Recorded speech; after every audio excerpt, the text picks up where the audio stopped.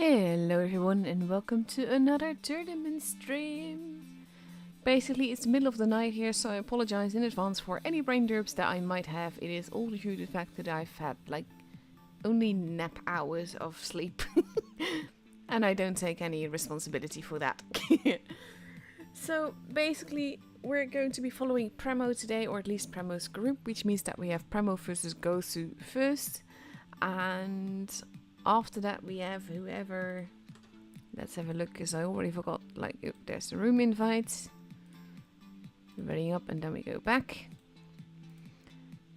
Basically we are group 2. So whoever loses this is up against BLM next. And then I'm just gonna call them busters.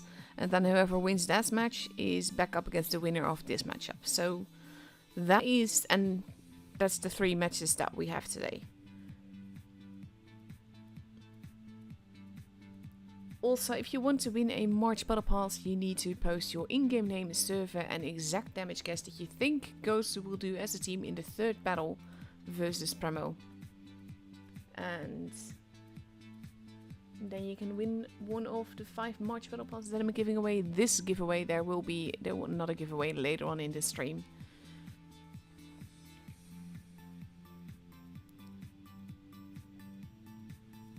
Basically, like the whole Money Blaster stuff, it's like all double elimination all around.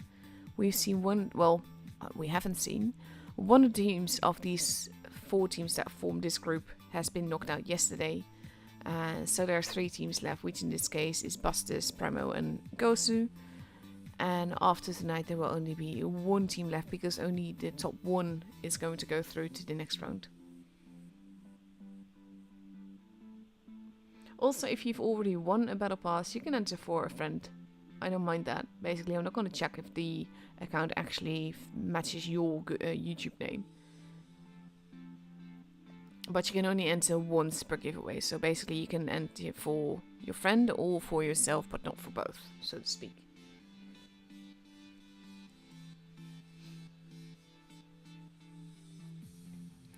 Three minutes left before we go into the very first battle of the evening.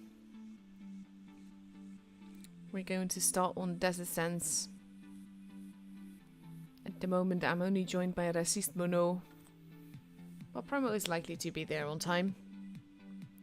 On the other side though, we see the general lineup that we've seen like all over so far, which is 6GTPs, IS7s and LTs.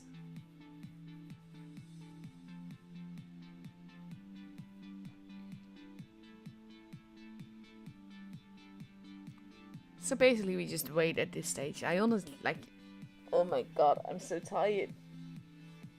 I'm doing this because I like it, but sometimes I have to remind myself of that a little bit when I get up in the middle of the night to do this. Especially for NA, like Asia would be in the middle of the afternoon. But Asia's got plenty of coverage on YouTube. And with NA, like not all the groups were covered, so I thought like, yeah, I could sort of join in and just help with that. And then I said, oh, what the heck, I'm just gonna do the rest of the days for NA. The thing is that I think Wargaming still can't link Twitch in-game. So that's the thing as well.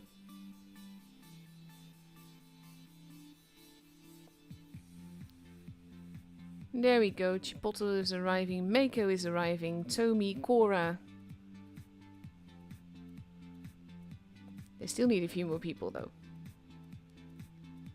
Tanner and DJR. Just gonna call him DJ, I think. Even Steven in the middle there as well. Shiara has made it. The whole team is there. Obviously they were gonna be.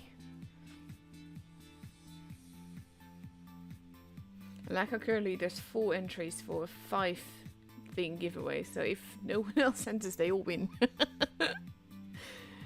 Honestly, I don't mind it. It's mainly like I'm a fan of giving away free stuff in the name of Wargaming.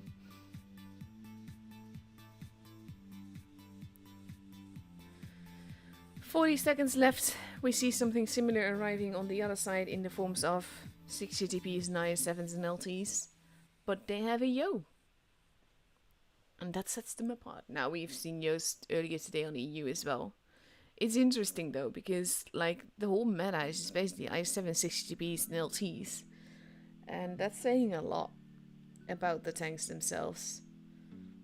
I wouldn't call them like completely unbalanced though, because if you think about it, it's the tanks themselves are fine, but in tournaments, basically they're sort of like overpowered tournament tanks, not in random battles to overpowered. I don't know if that's making sense. Anyways, here we go, the first match of the evening.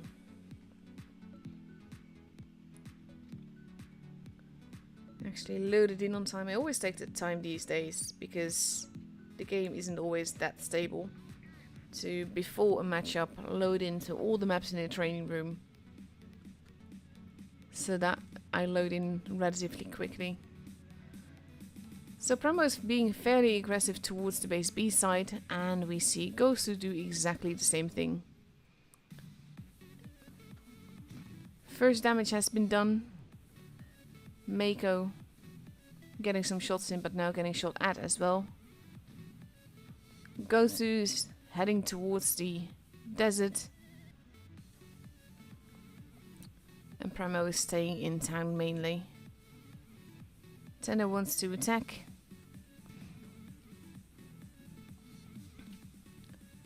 And the Silicon... Oof, Cora getting absolutely hammered there. Let's take it over there. I was gonna follow the action at base A, but I think that this might be... Oof. Cora. Not looking too good. Shiera also caught a bit unpleasantly there. Cora now has to be careful not to get shot by Eternal. He does... Ooh, that is a cheeky shot. Now he just needs to stay behind the building. Overall though, Gosu seems to be bleeding a little bit. LT and IS-7 versus LT and IS-7 in the desert. Shera gets murdered there. And now Eternal has fired, which means that Cora can get another shot in. Only Mako drives in straight in the middle of that shot. And now Mako is in trouble. Silicon has been taken out. Obviously not going to call it by another name there. And there we go. Tanks are disappearing left and right, but so far Gosu has a gun advantage here. Even Steven not looking too good either. He does take out... That's a fire that took him out. Even Steven, that's now 3 versus 3. Foxy very much on his own. Has to be careful here. Surrounded by enemies. Takes a big hit there. Primo not focusing on getting base A.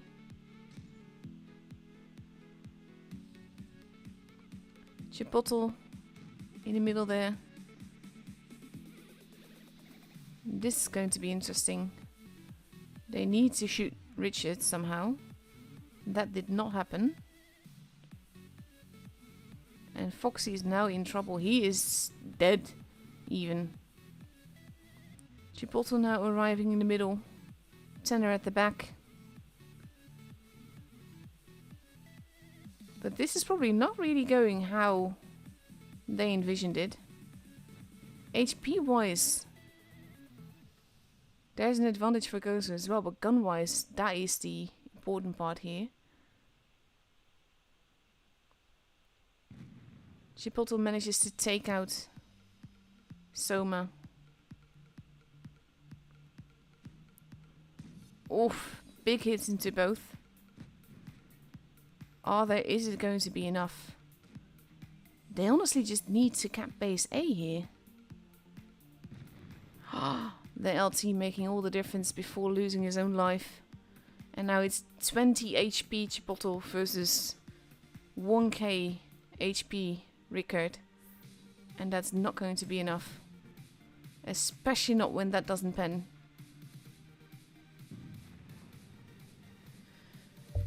Just a bit too aggressive there, I think, Pramo. Gosu absorbing what they absorbing fairly well.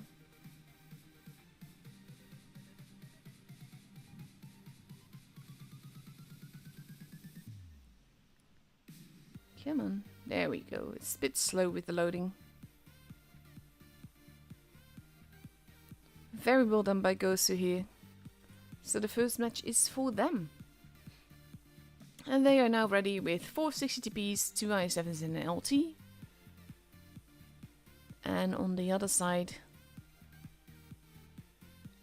Pramo is still debating which tanks to take. But I would be surprised if it would be a very different lineup. Even Steven now also taking a Yo. So we've got double Yos. A concept 1B makes its appearance. 2 even, maybe? That's interesting though.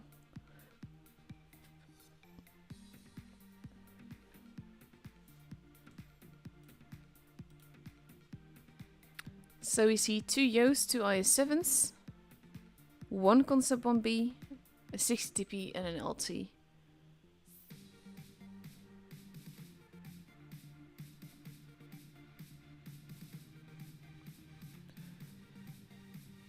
"30 seconds left to go before we go into the second match of this matchup. After this game is over for me, I will post in the chat. Basically, like, I don't want anyone to have any inkling of what the third team is actually, what the third battle is actually going to be like.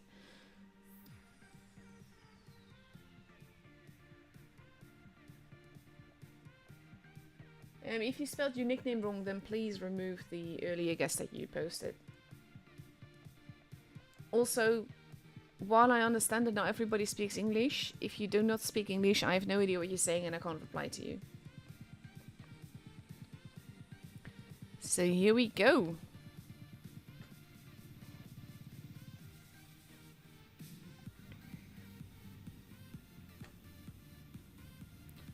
Primo now heading towards the desert. Senna going to go for an early spot here. And they spot each other and he's just... I think they won Senna. Lines of fire already happening. Sierra losing a little bit of HP there. Base A is being kept. Senna not just letting that happen. They shoot each other. Ooh. And now Silicon is moving out of there. Tenna is careful though. He knows where he could get shot from. And he is not staying there. So we look to be heading towards a desert brawl. Oof, big hit there by Glutios Bien. Chipotle getting shot. The Yos are moving in. They are going after and they've murdered Glutios. Yos now pulling back as they're on a reload.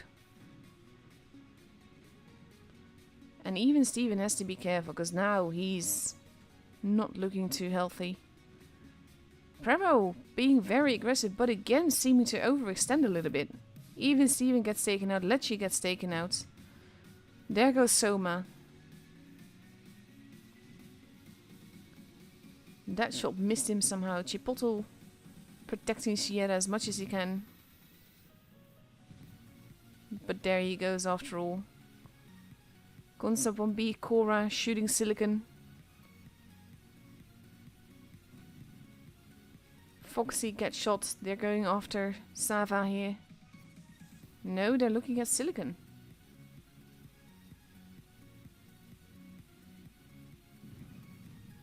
And there we go. Mako and Sava have both been taken out.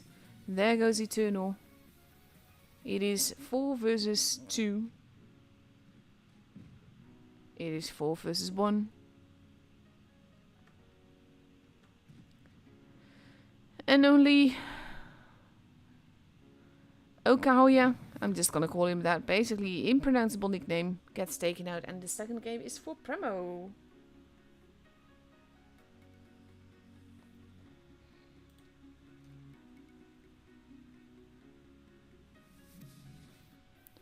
So there we go, that's the second game gone.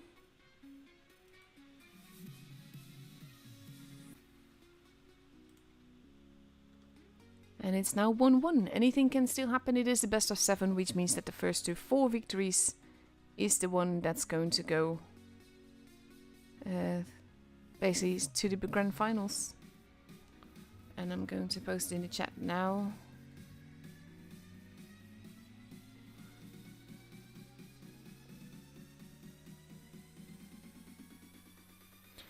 Anyway, like I said, I will do another giveaway later on this stream, that is. Just making sure that I've got the chat as it is. Not that many guesses though.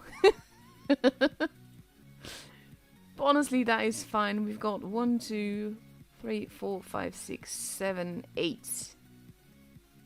Oh, that's not too bad. Considering it's the middle of the night for most of the people that watch these things. 30 seconds left to go. We are moving on to Black Goldville, and we see Premo now taking 4 60p's, 2 IS7s and 1 LT versus 5 60p's, 1 IS7 and 1 LT. Overall, the lineup this season isn't the most interesting, let's put it that way. It's kind of like, well, it is predictable, not gonna lie, but it's like pretty much the same tank. Sometimes you see a concept on B, sometimes you see Yo. The most interesting I've seen so far is 2 E3s in one team, in one battle.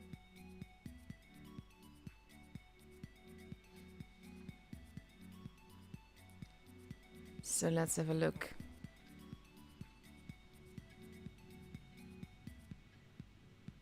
Someone just asked, what clan am I in? I'm in GNA. I'm actually an EU player. My NA press account, however, is in Premo, but that's for shits and giggles. I hardly ever play on NA. So you have Premo moving into the middle here. But yeah, GNA on EU, that's my clan. And that's my home.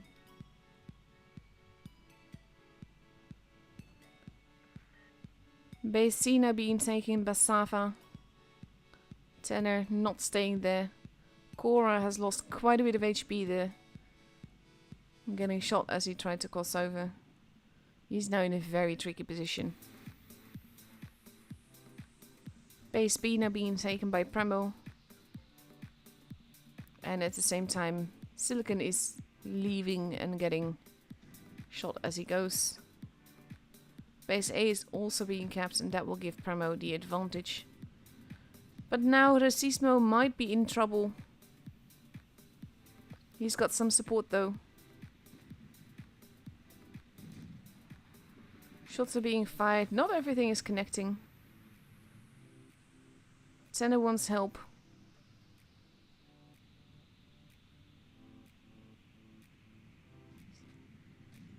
Oof, that's a good bounce by Racismo no there. That name though, honestly. Cora is in trouble. Sava wanted to get Cora. But now we have Sierra arriving. And aiding. Tenor there as well. They are careful. Tenor takes another shot of damage, but they do take him out.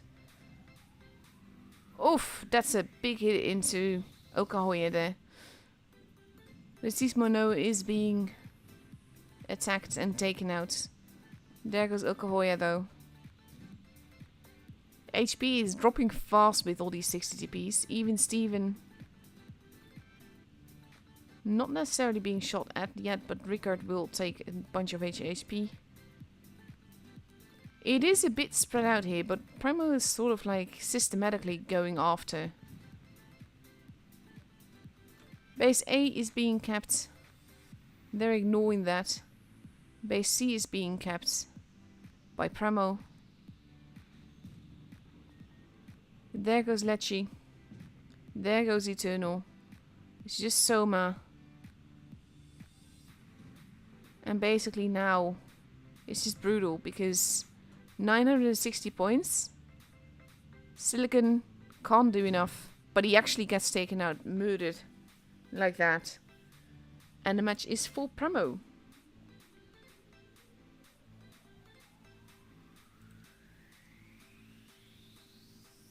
Yeah, the giveaway is over, Lugundo. You can't enter it right now. I will have another one for the grand finals today, though. So there will be more time to get your... to potentially get a battle pass there. So that is the third battle. Not going to be that high a score. Overall though, with the 60 piece, the shots do rank up in score quite quickly.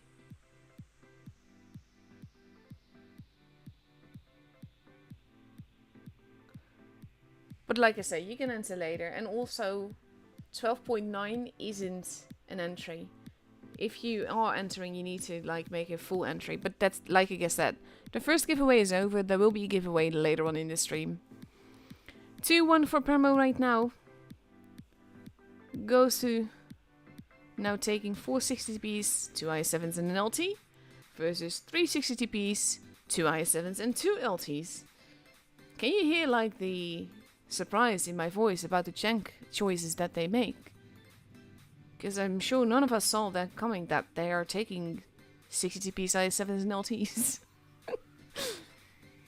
Oh my god, I'm sorry. Well, I get really...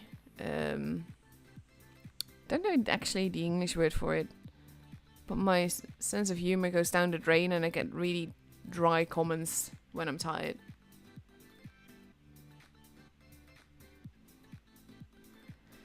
Six seconds left to go before we go into the fourth battle of this best of 7. No real pressure just yet. Anything can still happen.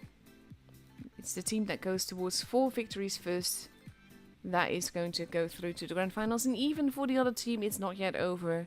They still have a chance to make it back up through the lower bracket.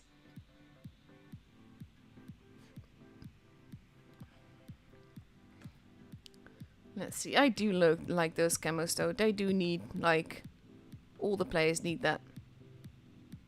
Just look at that. Looks so cool.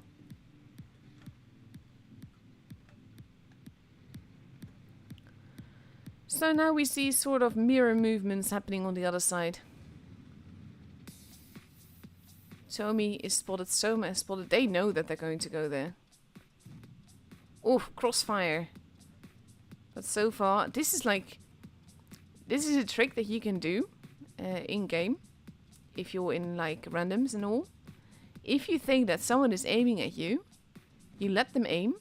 And then you wait a little bit and then you pull back.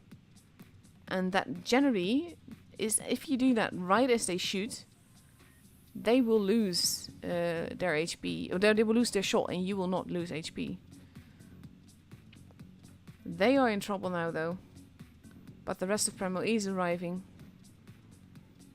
Soma is not looking too healthy, but neither is Tommy. Soma is the first one gone though.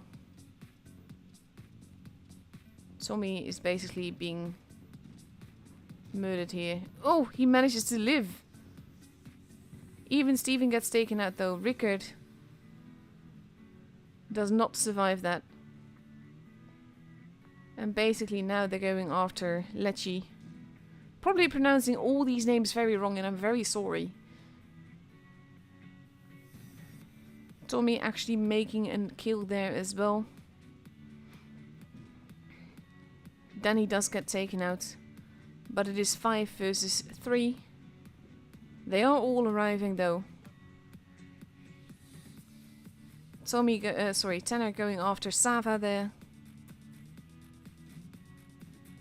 Cora absorbing that shot without taking any damage for it.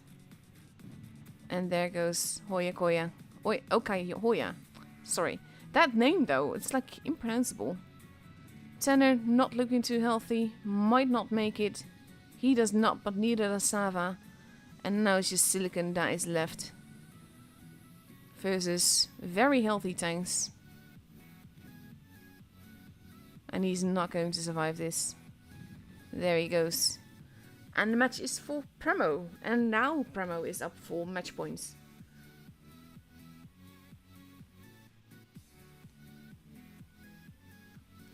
Pretty sure Ponda is not playing on this stream today. We'll have a look after this match of where they are at. Come on, I clicked the team results, then don't go to others. Shera not even getting a shot in there, but Premo winning gloriously.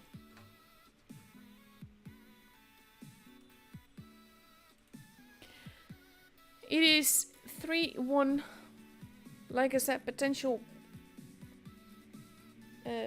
match point for Premo. If they win the next one, then they are through to the grand finals, and then Gosu has to meet Busters in the lower bracket.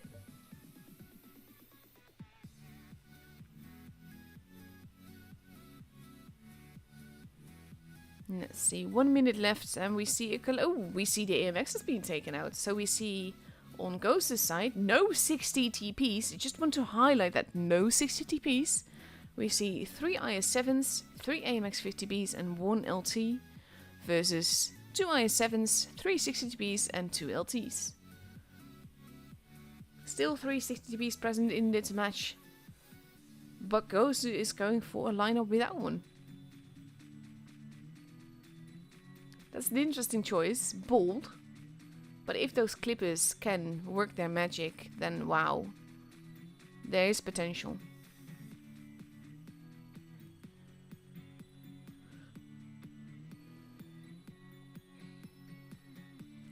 "14 seconds left to go before we go to Castilla, Castilla.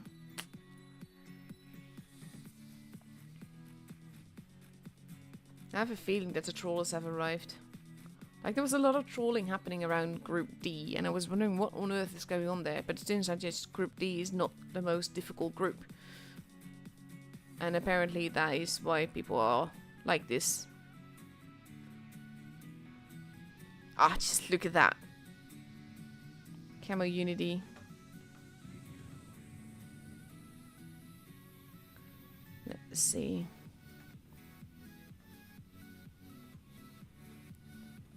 So both teams are splitting up a little bit,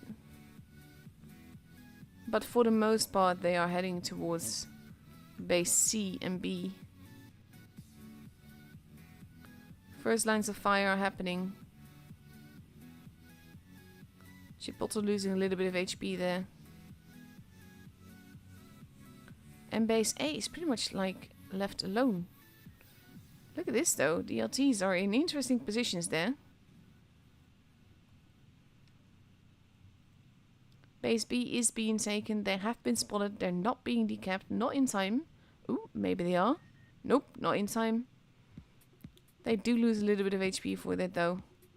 Chipotle now has to be careful. He is being rushed by those AMXs. And he is probably going to survive it. Oh no, maybe not. Never mind. No, he's not.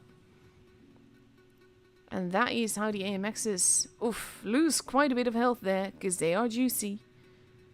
But at the same time, they do get another reload. And then they might do it all over again. Foxy focusing the AMXs. We have now reloaded. Eternal crossing over. Even Steven arriving. They are going after Eternal there though. If he gets tracked, Foxy a little bit not careful enough there. Eternal. We have like 2 brawls going on. One over here. And one over there. AMXs are now being taken out. Silicon is gone. Tommy has been taken out, but there goes Rickard. Mako making his way back to behind the buildings. It is 5 versus 4. That shot not penning.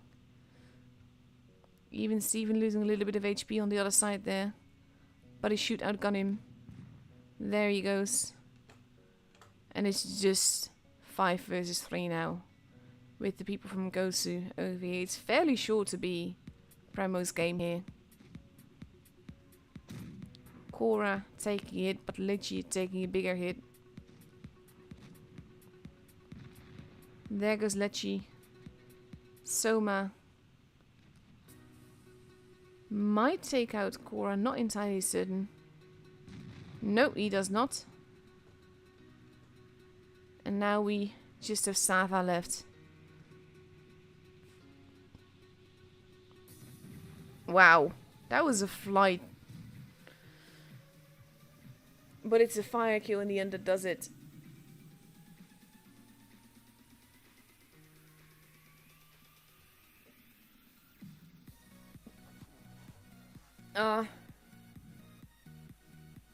Snoopy, it's not happening yet. I will be streaming EU and NA for the rest of the week. So this is going to be great fun, don't get me wrong. Just means I need to sort of like adjust my sleep schedule and just sleep more during the day. It's just like the first day it's always a little bit killing because right now I just have to focus on the naps in between. And I hope that if I sleep well enough after this this stream, I can actually just forego the nap and stay up between EU and NA. But yeah, we'll see. That was the first matchup up and over. That went very quickly. Bonda is in group 1. Let's see how that is going. That is still going. So next up we have Gosu versus Busters. And that is happening in like 45 minutes. So I'm going to look at the giveaway stuff now. And I'm going to show you some replays in between. If you've watched my EU stream, you will know these replays. But it is what it is. Let's see. It's going to start at the beginning.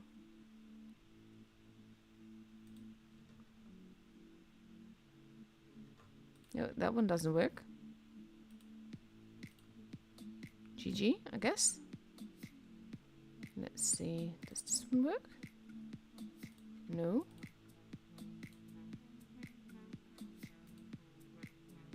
I've been showing these and there you go. That the first two don't.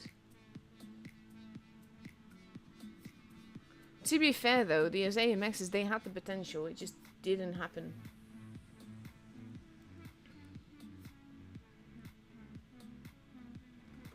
So yeah, while you've got this to look at, I will have a look at the guesses that we've gotten. Should be fairly easy, to be honest. Because overall there weren't that many entries. So it was about the damage Gosu did in the third match.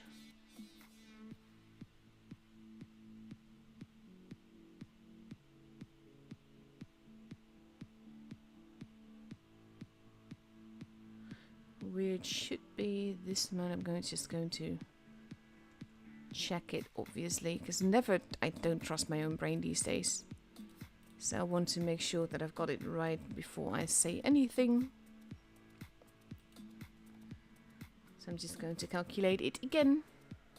Got my calculator on my phone for this, because brain doesn't work.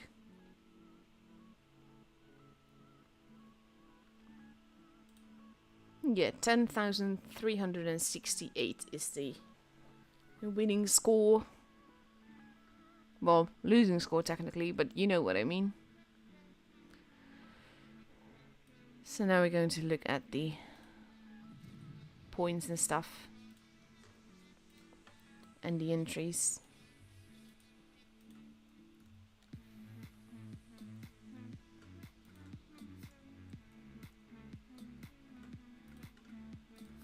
I think again it's going to be like pretty much the bottom guesses that are going to make it.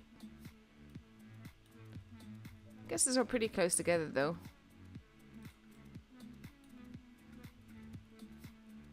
Ooh, Glutios is actually like in the chat and he was guessing.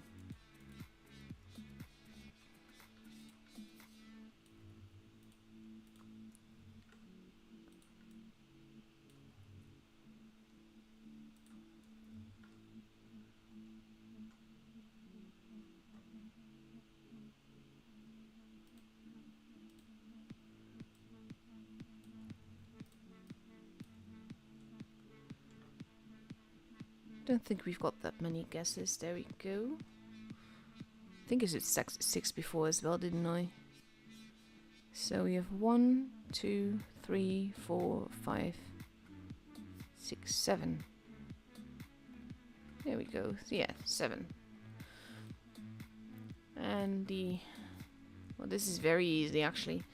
So the winners of the first battle pass are Rix44 Magnum, Muto112 with underscore, Glutios Bien Formadosu, pardon me for butchering your name, hey people, I should say, and Blobrana. You've all won a battle pass. And like I said, I will have another giveaway later on this stream for another 5 battle passes. But yeah, that is the first one. Luckily, very, very easy. Which is like nice for my brain.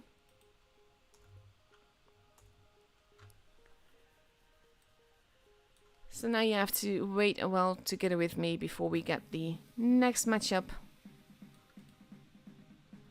And then we will have to...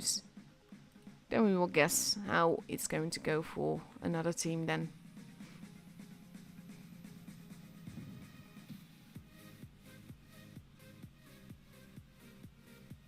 I think like Muta just said, even after Big Rush, Primo is still winning WoW. I think that's mainly to do with the fact that it's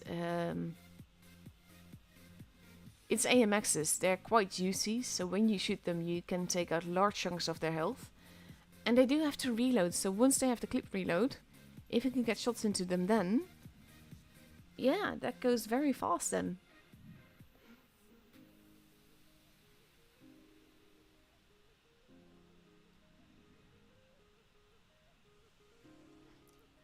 Basically also, like, someone commented about that the 60 TP is so OP. It's technically not, but the thing is that for tournaments, it is. You can basically adjust your equipment to make it as least ammo rackable as possible. So you do need to alter the tank, which is something that you would play differently in randoms. Tournaments are different, so that makes it tricky.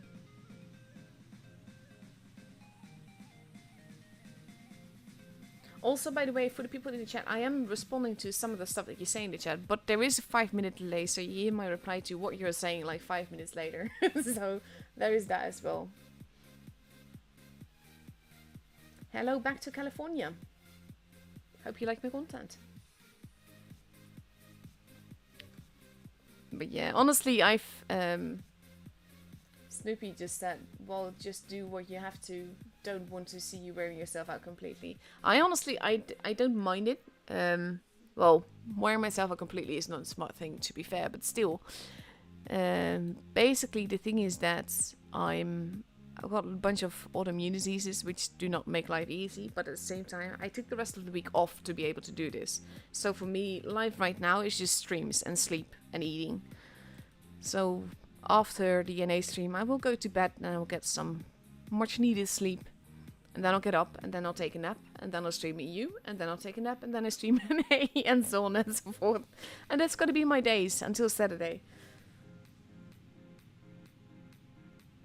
Oh, do not mind my equipment on any tank, by the way. This is my NA press account. I rarely enter this account, let alone play on it. AMX 50B is not necessarily a bad choice, though. It is a good tank, it is a good clipper, but there's risks to be that are taken when you take it, and that's like with all the tanks, to be fair. No tank is riskless.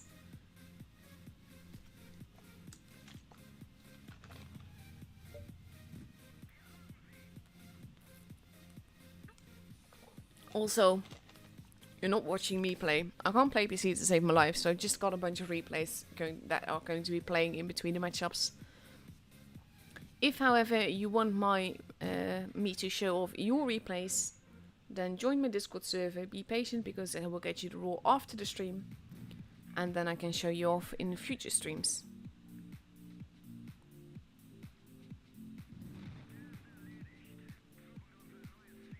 So far he's doing quite nicely here.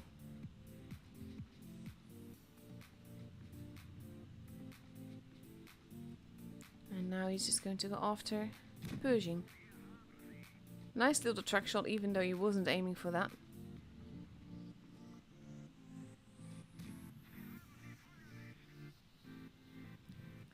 This is kind of like a battle where he's just in the right position to farm. Which, don't get me wrong, is very good.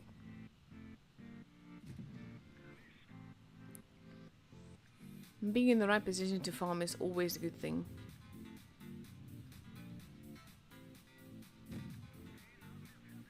There we go, getting some nice kills in as well.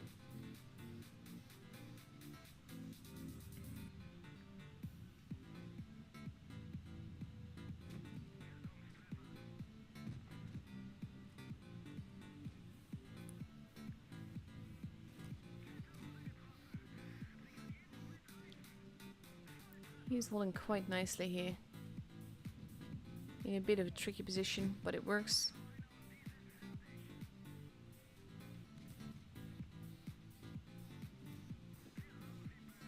Oof, that didn't go in, but there he goes. Amax takes him out.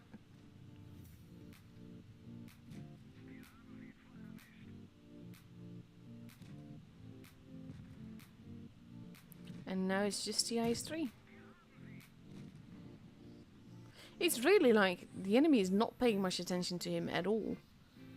And that's always a good one, a good way to get kills in and to get lots and lots of damage.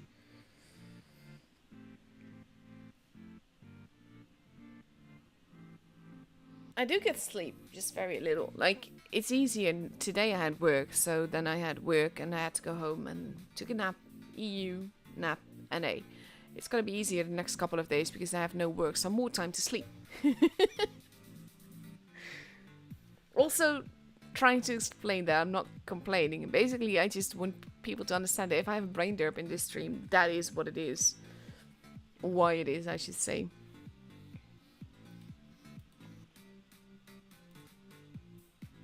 And to be fair, I don't really have much to talk about at this stage. Let's see, do we know how the other groups have gone so far? Like, no one is out yet.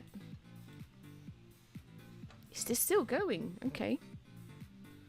Surprised at that. Jokers won their match gloriously. Oof, very gloriously. Is this still going as well?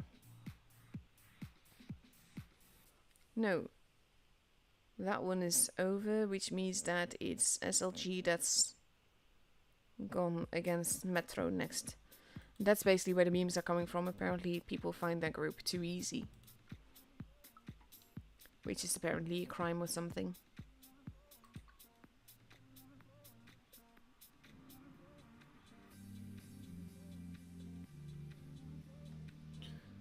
Let's see.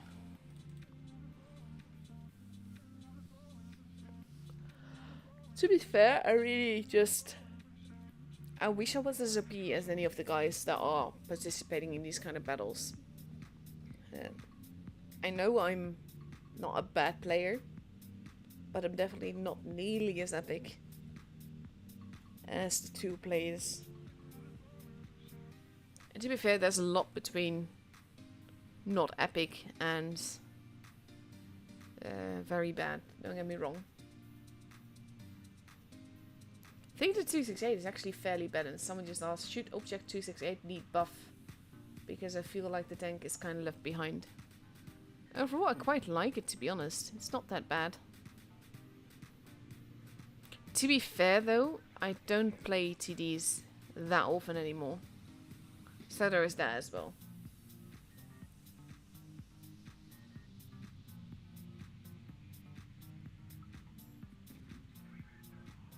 Cheeky shot.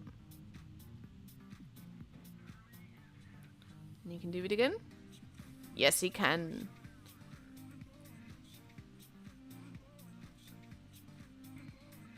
And now he's just going to reload in peace. Kranenwagen might be coming for him in the middle. Yeah, he is.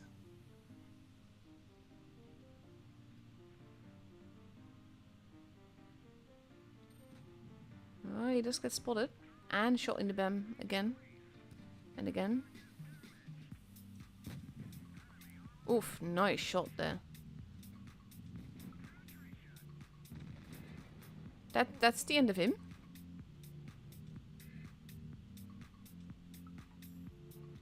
Casual take out of a Kranwagen there.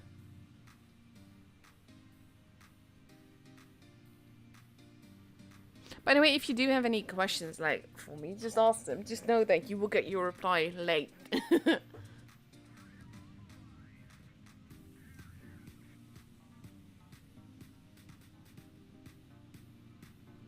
But yeah, overall, Object 268 is, in my opinion, nicely balanced.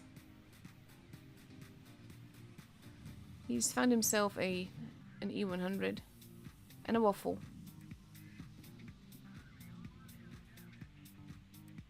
So juicy. Ooh, he still gets it. And there's a grill there as well, so he has to be careful. No one's shooting the grill for getting spotted. That speed boost basically saved his life here.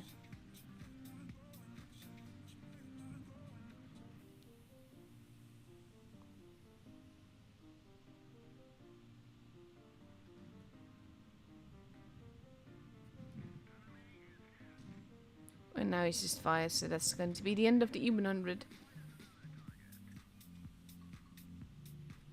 Grill making it up there. Cheeky but lovely.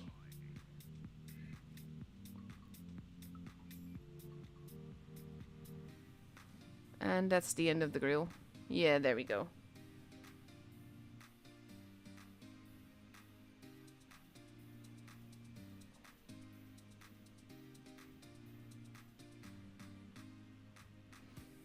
Mouse isn't really a tournament favorite. It's being used in some battles and on some maps to hold. But overall, as you can see, like, it's sort of like the Yos and the MXs in the concept on Bs. It's taken every now and again. I'm not sure if you can call it a tournament favorite. Like right now, you could participate in a tournament for having a 60GP and IS7 or an LT. Thing is that you'd have to be good in it, so there's that as well. I dislike the new battle results mainly because just it makes it look like I'm the one playing when I'm definitely not doing that. I'm going to show you another one from Wild One's Helper. And to be fair, if you haven't subbed to Wild One's Helper, definitely do so. He streams tournament as well and he is fantastic. He's an amazing guy and an amazing player.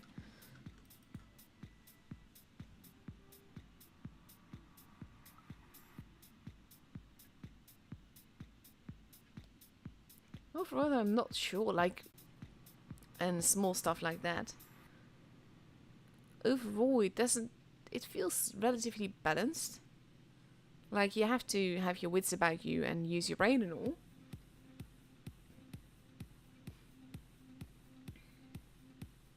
But yeah. We still have a while to go, so a few more replays coming up for you. While we talk about random stuff. He takes it there. This is, like, what he does is clever. You have to keep in mind, this is a mistake that a lot of people make. And if they get shot, they will immediately pull back. The thing is that people have reloads, so after he shot you, it's actually the safest time to be in that position. And just take your shots.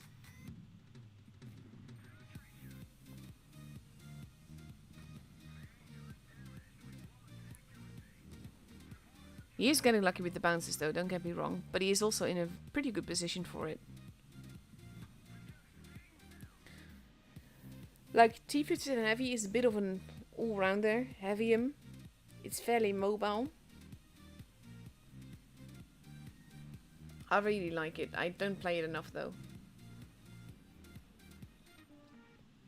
Actually, I like the IS-3. Like, someone just asked, why do people play the IS-3? It's a really nice tank.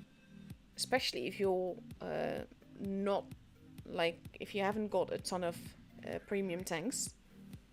It's very lovely, but it's not easy, that's the thing. Where most tanks you have to angle at a certain amount, a certain angle to make people bounce on you and all. That is more difficult in the IS-3 because the pike nose means that you actually should not angle. Not much, at least. That poor Hori. But it's the same thing with the IS-7. If you over-angle, you actually weaken your front plate. So it's not easy to angle those tanks. And for that reason, I think a lot of people, let's say, aren't quite the best in it.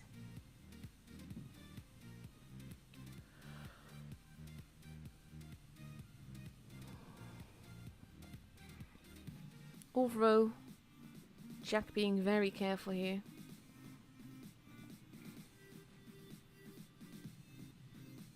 And actually letting himself get shot by the 60TP there. Going after the E100 instead. He does take a hit from the E100 as well.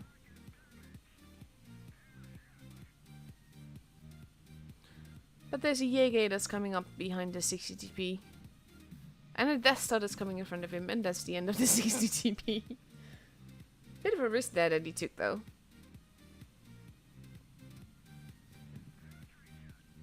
Nearly ammo wrecked a mouse. And that's the end of him. Probably not going to reload before another kill. Before the battle is over, to be honest.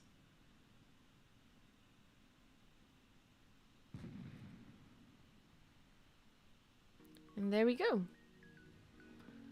Another battle in, another replay used.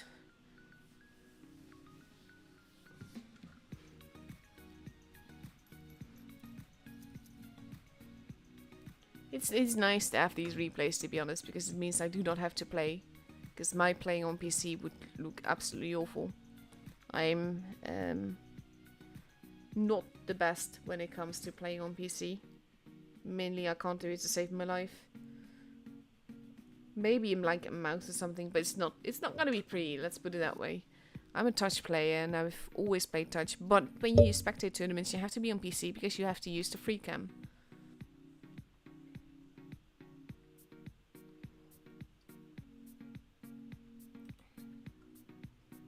So let's see, what else have we got for you? Oh, let's just go for the next one.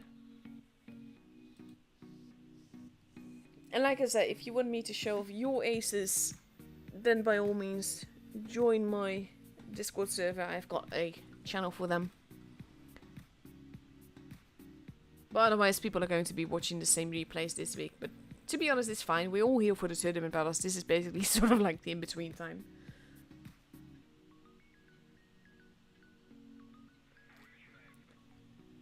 I do like this camo. It looks pretty cool on this tank.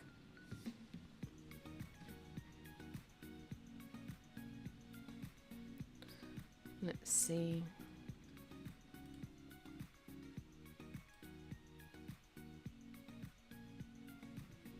The FPS is really bad though, sometimes. Like now it's back to around 50. It should be at 60. Basically I'm blaming my laptop for this, because it's old. Also, fair warning, never do this. Because in this case the scent is actually listening and moving. But if you do that, it is very easy to get banned for blocking.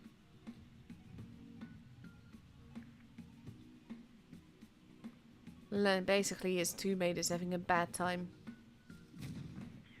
That is a big yeet. The replay is laggy, by the way. This is not my game. My game is the FPS stuff. But like the replay lag is that kill stuff that you just saw.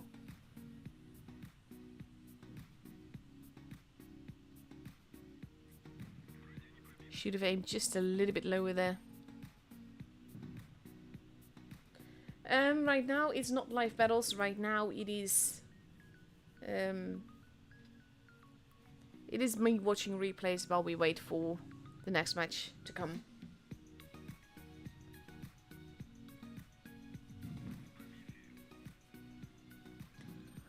But there will be more live battles. We will have tournament battles, and then we have another, like, probably half hour of streams, of replays, I mean. Then we will have another matchup, and then the night will be over.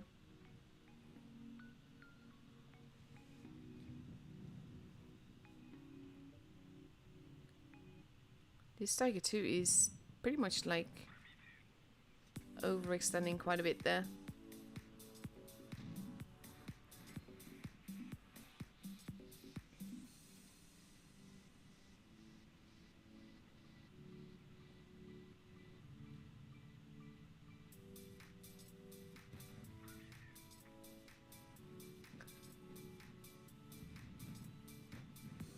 Basically, they're behind on numbers right now. I know how this game is going to end, though.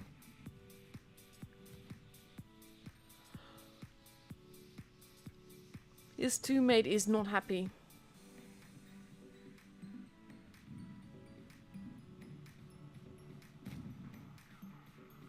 And there we go. It's pissing him off. It's like also understandable, don't get me wrong.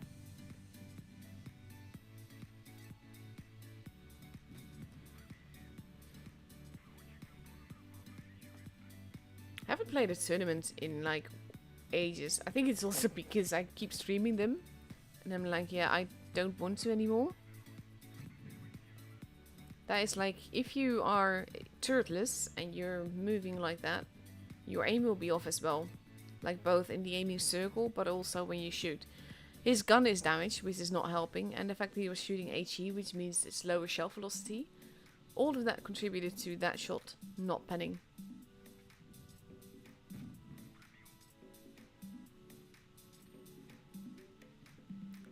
But so far, he's still surviving.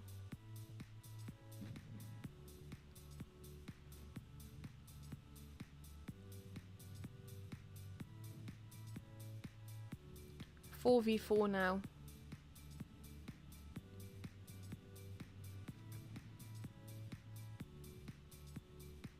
Waffle still alive. E75 crossing over to go after 53 TP. Takes him out. That is a nice track yeet. That is a very lucky bounce.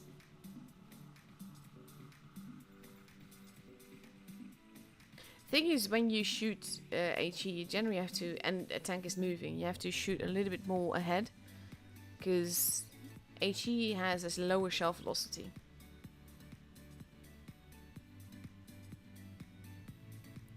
And now we're about to see the luckiest Isu ever, because that's one bounce,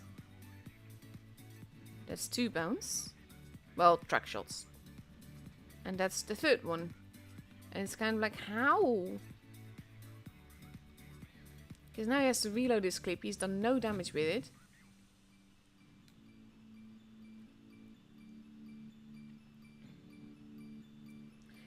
The Object 260 is not a pike nose tank. It's less troll armor than the, well, by far. Basically play it like you would a less armored IS-3. And a much less armored IS-7. You have the pike nose, so you have to take that into account. It's a bit more of a heavium. I do really like it though. It's one of my more favorite tanks in Tier 10. But it's not an easy one.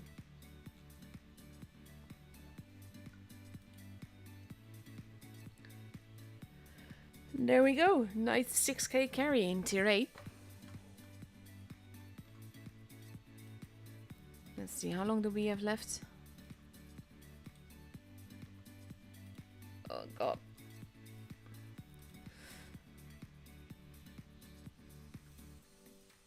Let's see. Okay, we've got like 15 minutes left, so that's about 2 replays more. There we go, it's all like updated now as well.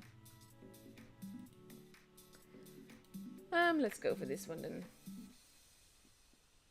Play it like an AS8. That kind of works for the Object 260. It's got a bit more armor than that, but overall it's similar. That's also a thing where I feel that people will struggle with on the IS-7 line, is that basically you can't play it like you can the IS-8. You can't play it like you did the IS-3, because the IS-3 is at least still a proper heavy for its tier. Whereas the IS-8 it's a heavy M. It plays very differently.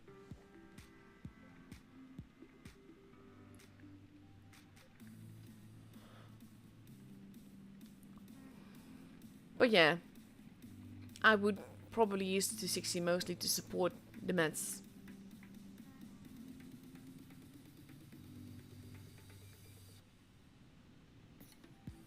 Let's see, we're going into desert. The Pantera is getting wrecked. Quite a bit there. They are getting spotted crossing over. Pantera is not going to live much longer. Oof. See, again, pro tip for me. I'm not saying I'm the best player. But take your shots in sniper mode. There's a reason for that. And yes, some people perform admirably without that. But it helps your aim. And a lot of people also like they aim in sniper mode and then they exit and then they shoot. And that literally throws off your aim. So keep that in mind. Like in this case, yeah, you can get the shot in. But at the same time, it's more difficult than it needs to be. Because it's harder to aim at weaknesses when you're not in sniper mode. And don't be like me, don't be in sniper mode like all the time. But yeah, I can advise you to at least sniper mode your shots.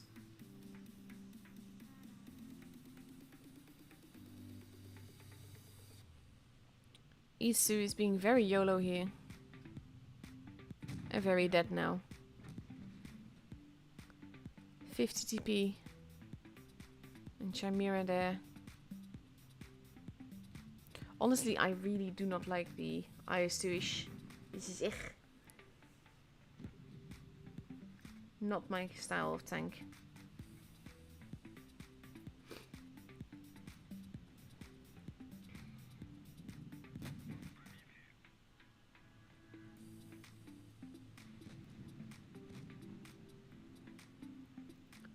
.252U, not looking too good.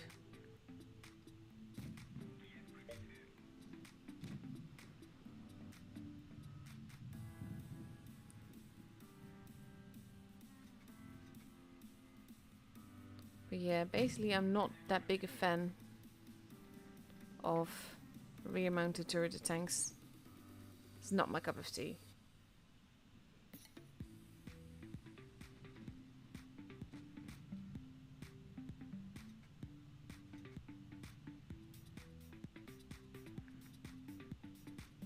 See, there you go. That's what happens when you sniper mode. You can get those shots in.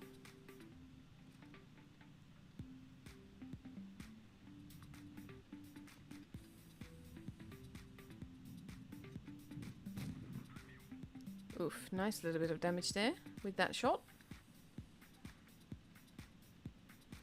They are going. Stop spamming.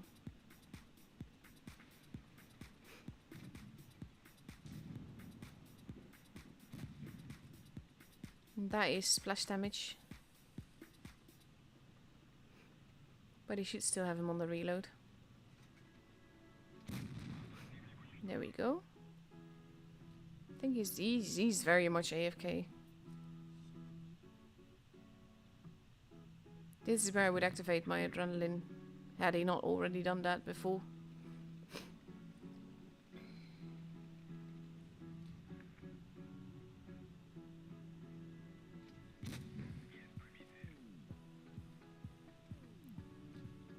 Especially while he's AFK, I would take on I would do the same thing here, to be honest. Mainly because, like, if he can't take out the IS, if this guy wakes up, it's a lot harder for the team. And he does wake up. But now he's the one shot. Not sure he knows what he's doing or what's happening. It's probably where the hell am I? Or could be a troll. There we go, Tortoise got him.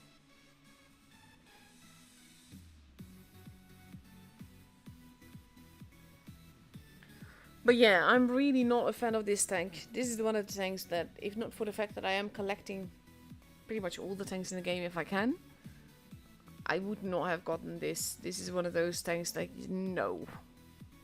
It's not saying that it's like horrible, it's just no. This game, however, was very good in it though.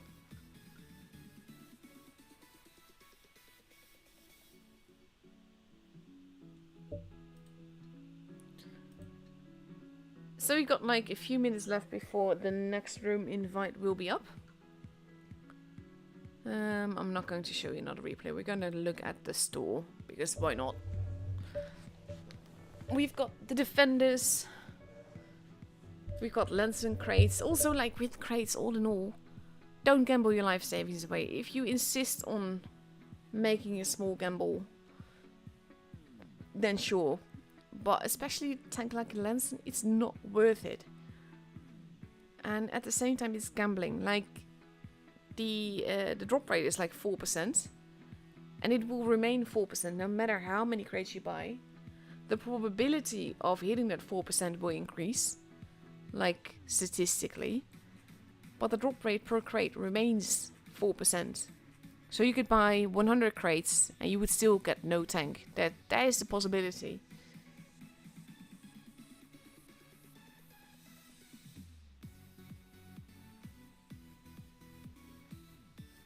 So yeah.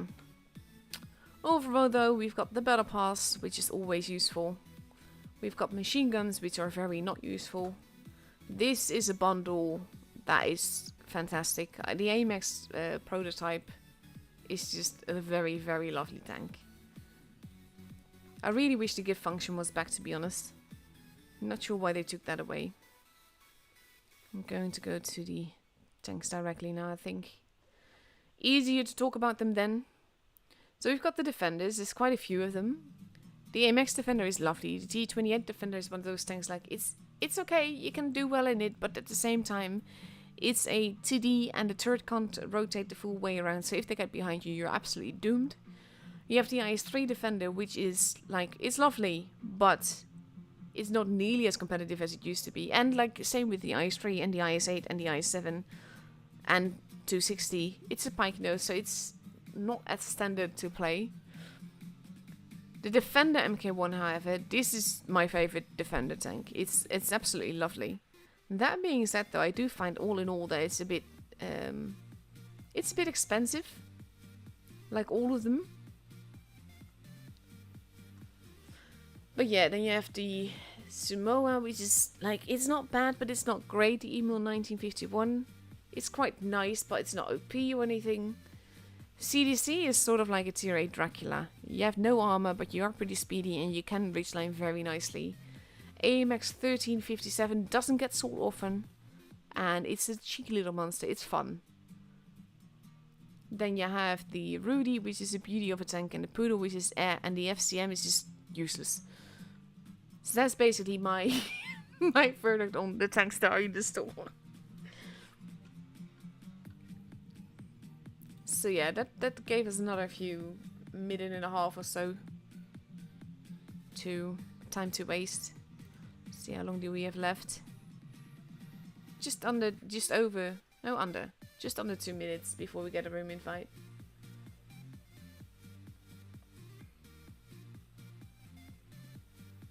Smasher is honestly a great tank. That's one of the tanks that is broken, and Wargaming is not really fixing it, and that's an issue. But it's the same with the Annihilator. And don't get me wrong, I played both of them and I will enjoy them. Because it's kind of like, it's not my fault if Wargaming breaks stuff. But overall, they do need to balance those two. Also, you will notice that I'm using this tank to spectate with, and there's a reason for that. Because it's a light tank, so it will always spawn like in the medium spawn on a map. And that means that because for some reason spectator slots use one of the spawn slots. So by using a light, I ensure that if I displace anyone, it will be a medium that goes to the heavy spawn, which is a lot easier to get back to the med spawn during battle than it is to get a heavy to go back to the heavy spawn. Because they just take a lot longer. And of course it is the twister camo, so with the twister tank and all, I find that this is like the best light to spectate with. It's completely useless, could use any light, but I will use this one. And there we go, we have a room invite.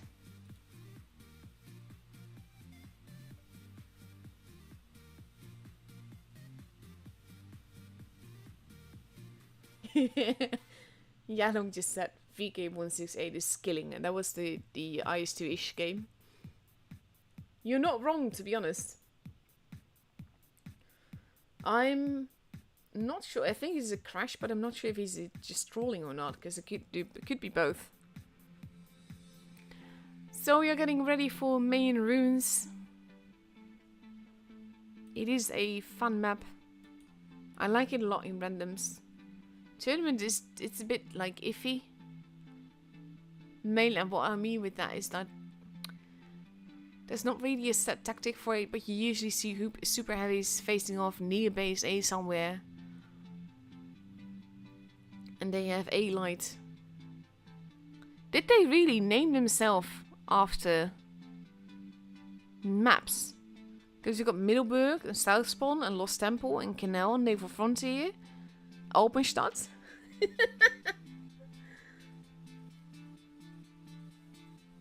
Why would you do that though? Like, this is something... People troll with names all the time. And it never ceases to amaze me. Like, a few years back... there was a team on the Asia server from E7 that basically named themselves a variation of Maddox.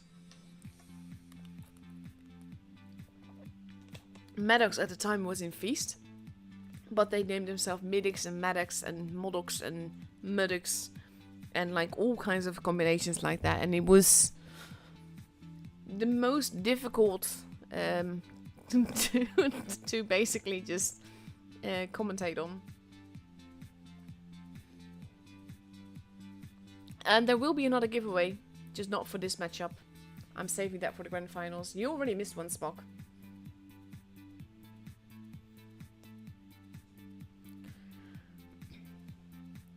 So, we are getting ready. We've just got 2.5 minutes left to go before we go into the game.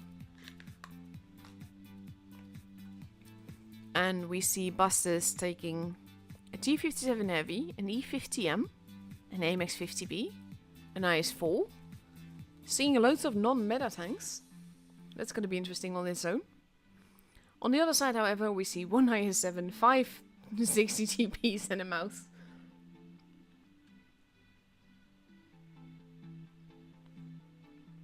See, green bean, that is what I mean. Green beans, you said, is worth gambling $5. Like, if you've got the money and you don't mind a little gamble, then yeah, you can do the small gamble. But just keep in mind that there's a big chance that you're not going to get what you want. That's the main thing.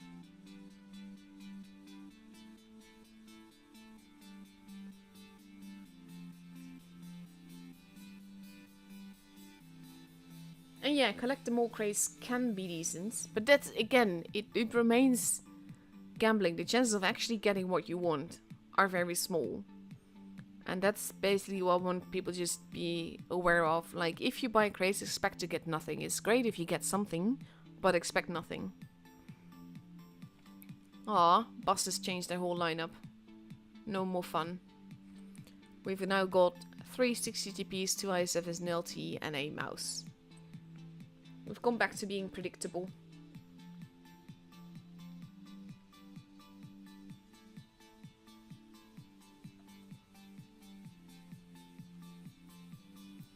"43 seconds left to go before we go into the first game of this matchup. Again, it is a best of 7, so anything can happen. First team to reach 4 victories is the one that is through to face Premo. And the team that loses is out of the tournament.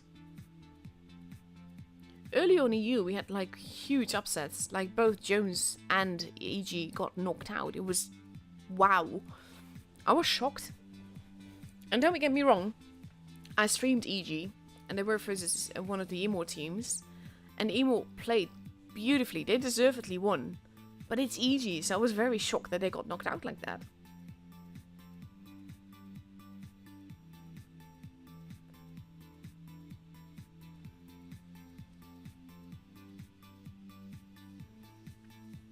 So let's see. We've got Middelburg Canal, Naval Frontier, and Alpenstadt here on main roads. Oh dear god. Them name trolling.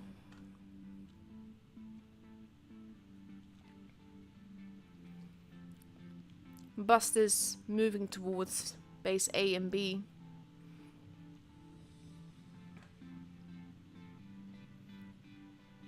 Where Gosu Lychee might just go in there straight away, which he is. Which is basically deterring Naval Frontier there, who does eat a hit there.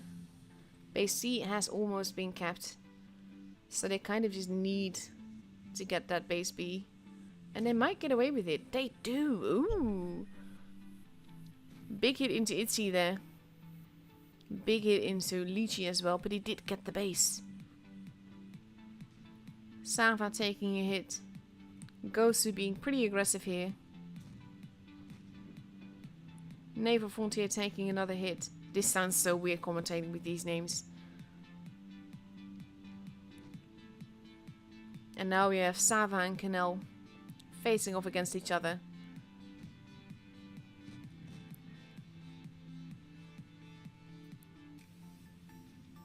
The mouse being focused on, not quite, they're going after Itzy. Naval Frontier losing more HP there. He's not going to be lasting long. Base A has been capped. They're taking quite a long time with the mouse. The thing is, that is what a mouse does. Naval Frontier gets taken out. And Canal is holding quite nicely with teammates behind him. But there he goes. And Shuk Sava is not looking too healthy himself. Just G3 is getting focused now. They're a bit going for everyone. Focus fire. Now they're just like, okay, let's shoot this guy. But it was a bit iffy. And Gluteal's now realizing that just G3 isn't that yet. We have Alpenstadt, who's going to get focused on now. It is 4 versus 3. And they do have to be a little bit careful. Sava is not looking too healthy. Base B is being capped. That is a big hit there in Middelburg. It does sound ridiculous, doesn't it? Middelburg now going after Sava, but gets taken out. We're at 900 points. Blackbuster is at the top there, but they're deciding to focus on Alpenstadt instead. And that's going to seal the deal. If he dies, there we go. We have 1k points. And the first game is for Gosu.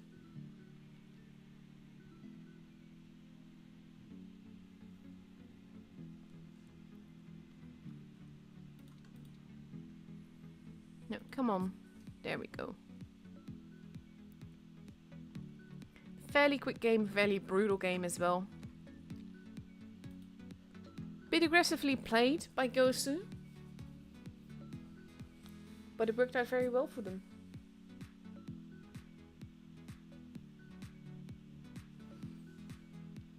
So now we're getting ready for the second match on Main Ruins. The second match of this matchup as well. And we see Busters now taking 460... Ooh, a TVP? Really? 3 60 TPs, 2 IS7s, a mouse, and no 60 TP after all. They're just trolling me here, honestly. And on the other side we see 5 60 TPs, 1 mouse, and an LT. And let's see how that's going to go.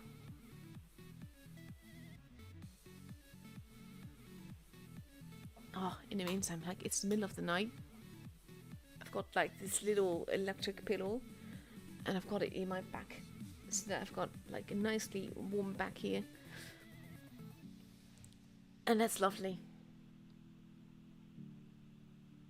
Oh, they're changing it. They're talking about the team lineup in the chat right now.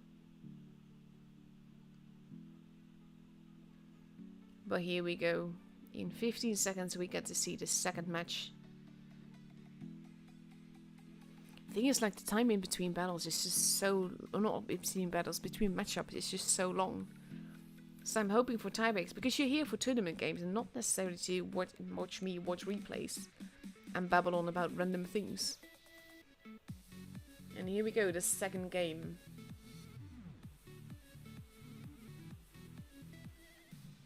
Let's see.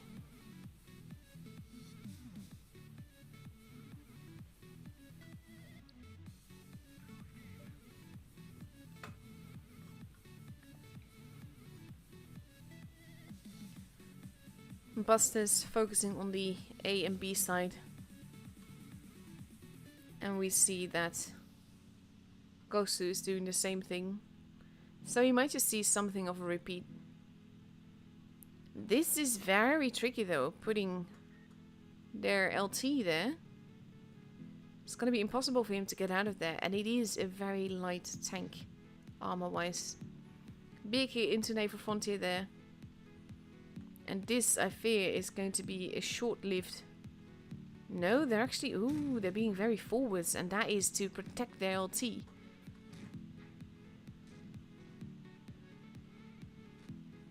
And that's going to be the end of Naval Frontier. They are focusing him though, they're setting him on fire and everything. Middelburg gets taken out. But there goes Okahoya as well. Silicon is now the next preferred target. ITZY is being focused.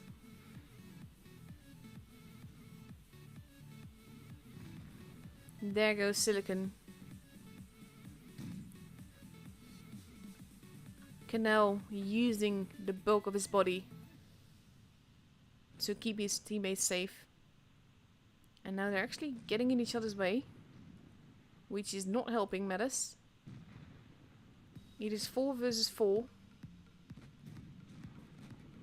Oof. Canal getting hammered here. And they need to give the mouse space. There goes Canal. 4 versus 3. ITZY is almost gone. And they are trying to save their mouse. Because the thing is that the more time that they waste trying to get the mouse, oof, big hits there, then the easier it will be for them, because they can get the shots in. There goes just G3. And now we just have Blackbuster and ITZY left. ITZY not looking too healthy. Lychee is going after him. Sava heading safely around the back. Lychee takes out ITZY. And now it's just Blackbuster.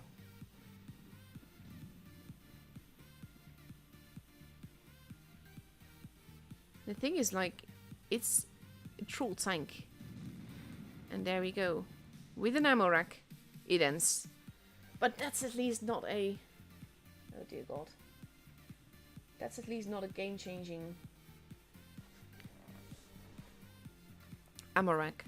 Like earlier today, there were 2 ammo racks in a row on the same map for the same team. It was ridiculous. They still won though, so that was special.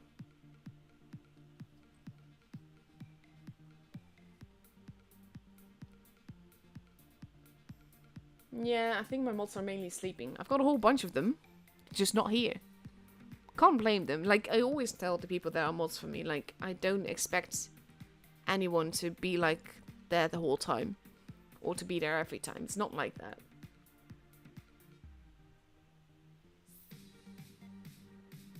There's plenty of mods around, just not right now, that's all.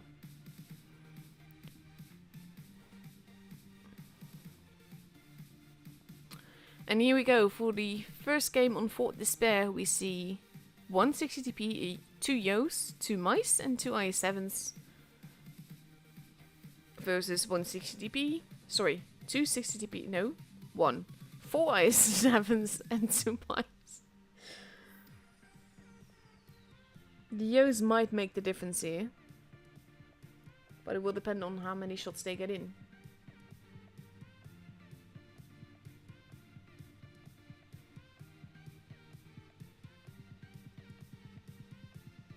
Let's see. 22 seconds left to go. Oh, one of the i7 has changed into a 60TP.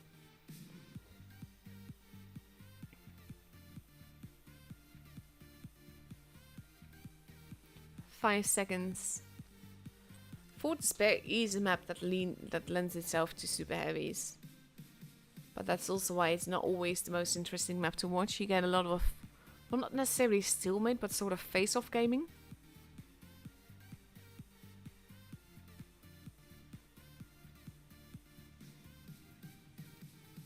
Let's see. Here we go.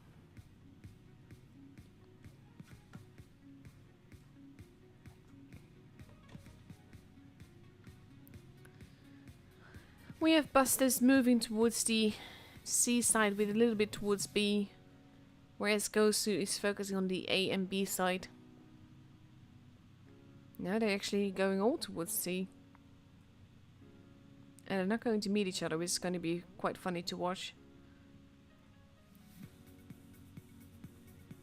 I wonder if they're going to try to take base A. There is someone there though, the mouse is camping. And they're blind shooting. Lots of blind shots happening. But he's not spotted. Soma being quite forwards here. Whereas Busters is moving back. And Soma decides it's better not to be that forwards. And there we go. Now they know it's a mouse that was camping.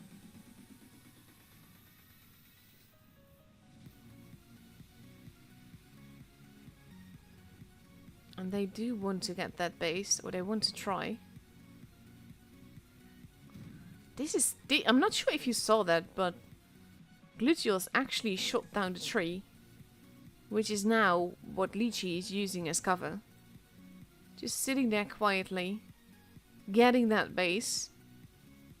And he's staying there so that he doesn't... Now he's moving, there you go. And he gets spotted as he goes, but he did cap that base. And that's a very open base to cap. Very clever.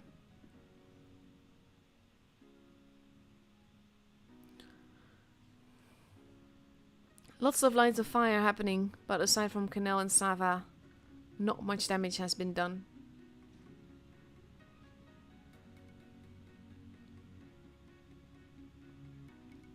Let's see. Middelburg arriving at the back there.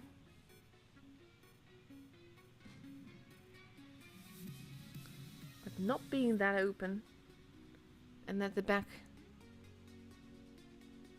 we have the Yo and the IS-7 moving together.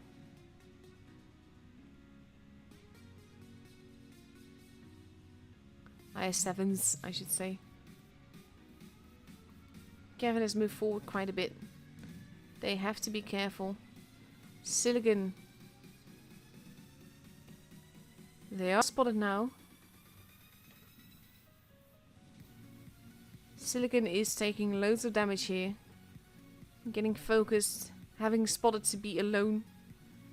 And that is basically all they need to go after him. Just G3 getting another shot in.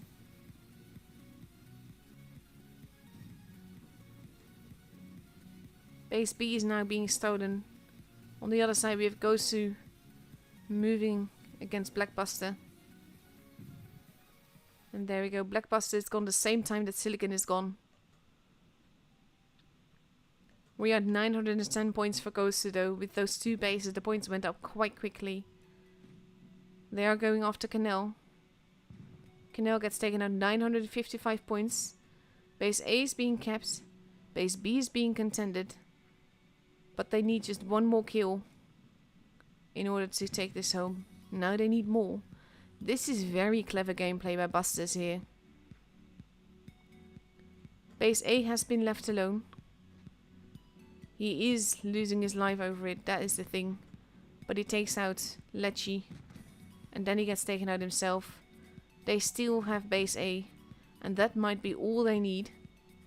They need to stand in that base to keep them from getting points. But it's going to cost them dearly. Kevin gets taken out. Base B is being kept. Middelburg gets taken out. 965 points. The Yo needs help. Base B has been kept. But the Yo cannot afford to die. And that is the thing. Basically, they need to get the kills. And there, oof, Gosu has it. This was so close though.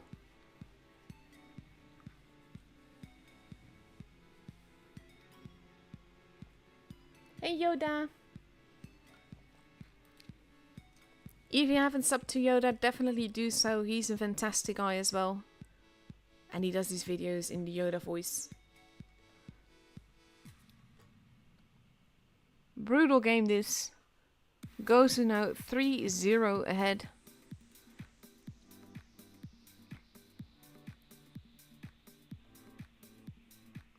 This was close though.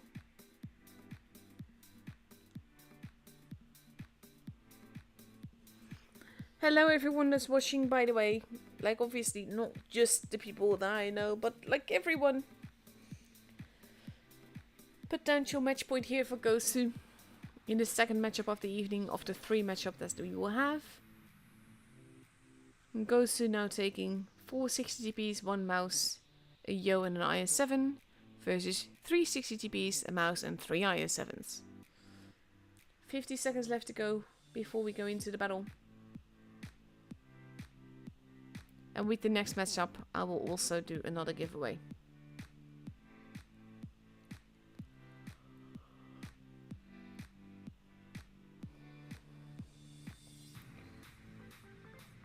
"30 seconds left to go before we go into the second match on Fort Despair. As said, potential match point for Gosu.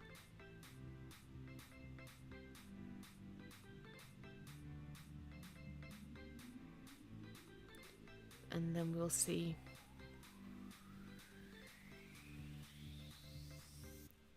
It would be so much easier if everyone's in the same time zone.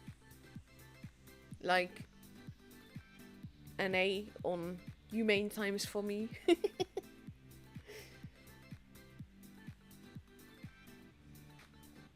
But here we go.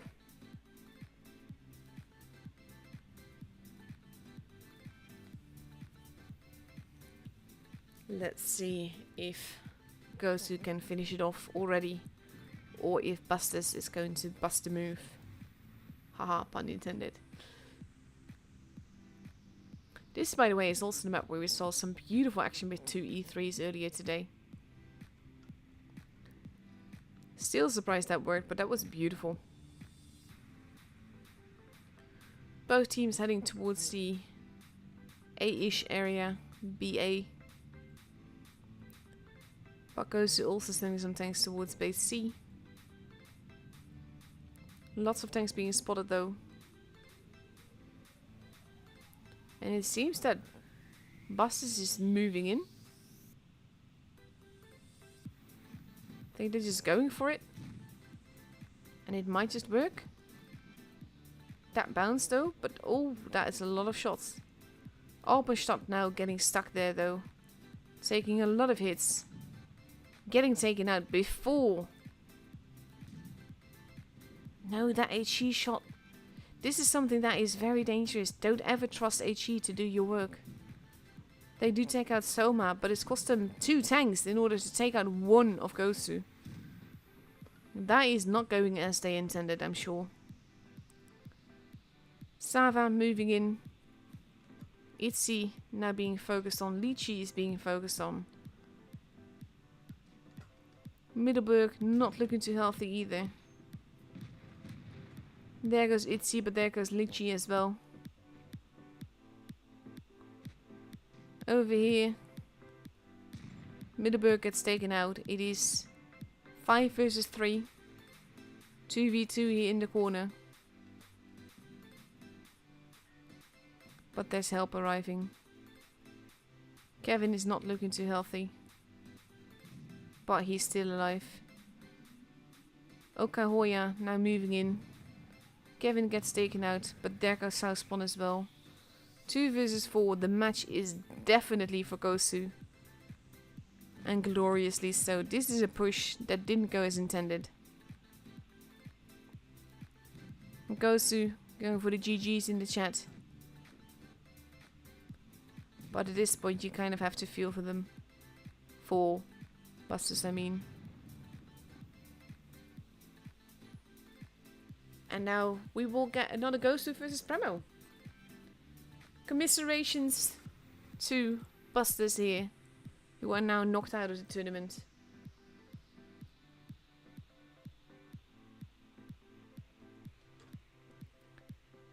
But Gosu gets to fight another match. So let's see, when is the next one? I think we've got a long time to go. Yeah, we've got 50 minutes. So that's 50 minutes of replays for you. I'm going to have a look later at the rest of the standings because most of the matches won't be known just yet. And I'll start the giveaway in like half an hour or something. So let's go back to looking randomly at replays that I've got for you.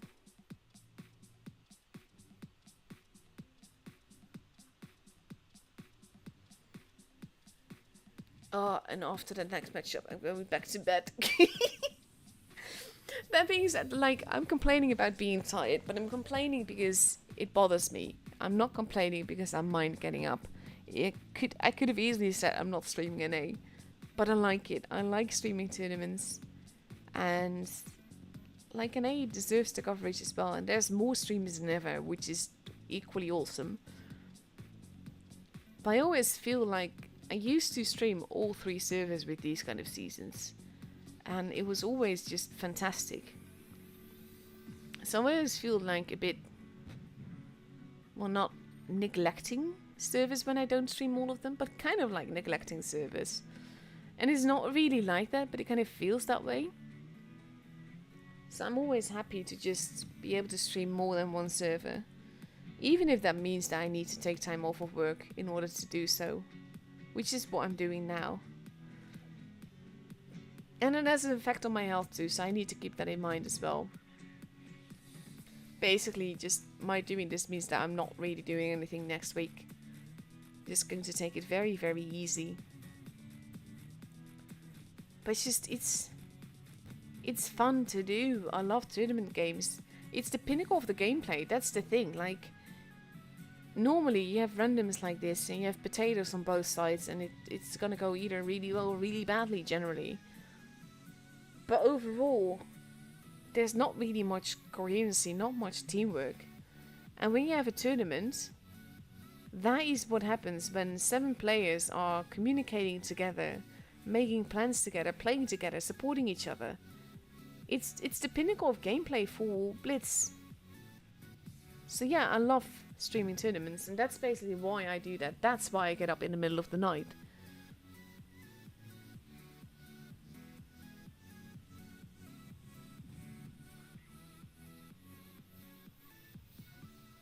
So yeah. Also, by the way, when I announce the giveaway, be sure to enter your exact damage guess together with your in-game name in your server and all. And if you've already won one, you can enter for a friend. I don't mind that. Just be sure that you can enter only once per giveaway, so keep that in mind.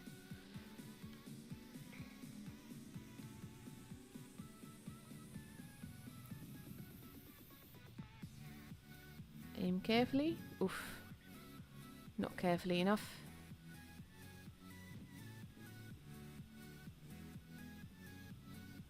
This is clever. He's using the rocks as his cover to avoid the Emil 2 being able to shoot him. Which is exactly what you'd want here.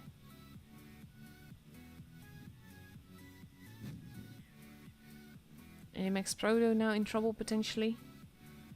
Because he should have more than one shot. Yeah, that's the end of the AMX Proto. 3v3 now though.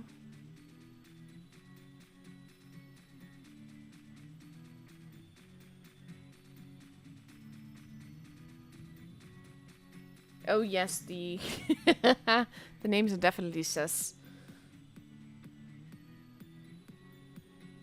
Thank you, Yoda. Base C is being kept. Or he seems a bit confused at times.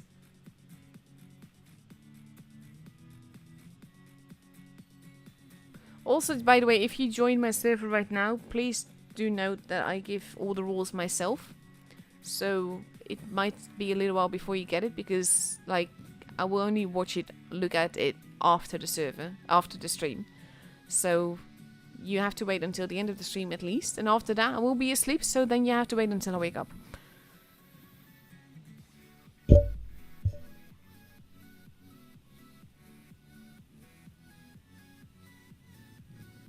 And there you go. Another game done. IS-6 used to be so OP. That used to be the Seal Club tank in tier 8. But that's back when it had preferential matchmaking. It basically back when we had like +2, -2 matchmaker. And that's hasn't been the case in a very, very long time. It used to be so much fun though. You'd buy premiums for that reason. The i6 was worth way more that way than it is now.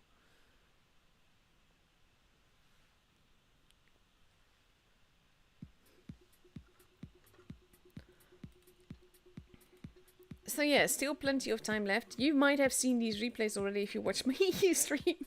But hey. But now I've got one of the funniest games ever for you. This is me driving a tank. Like on touch, so not playing live obviously. And I'm driving a tank. This is the tank that I drive only because it's a season. I was like, oh, whatever. I actually do not like this tank. The Defender version is slightly better, but still not OP. But the Proto is... It's a tricky tank. I like it better than the T28, but that's about where it ends.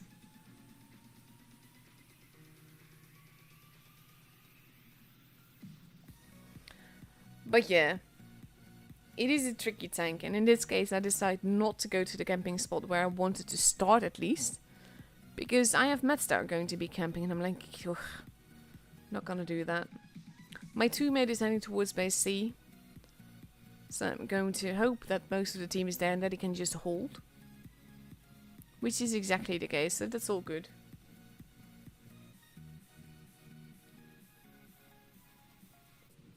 Let's see. Get a nice cheeky shot in there.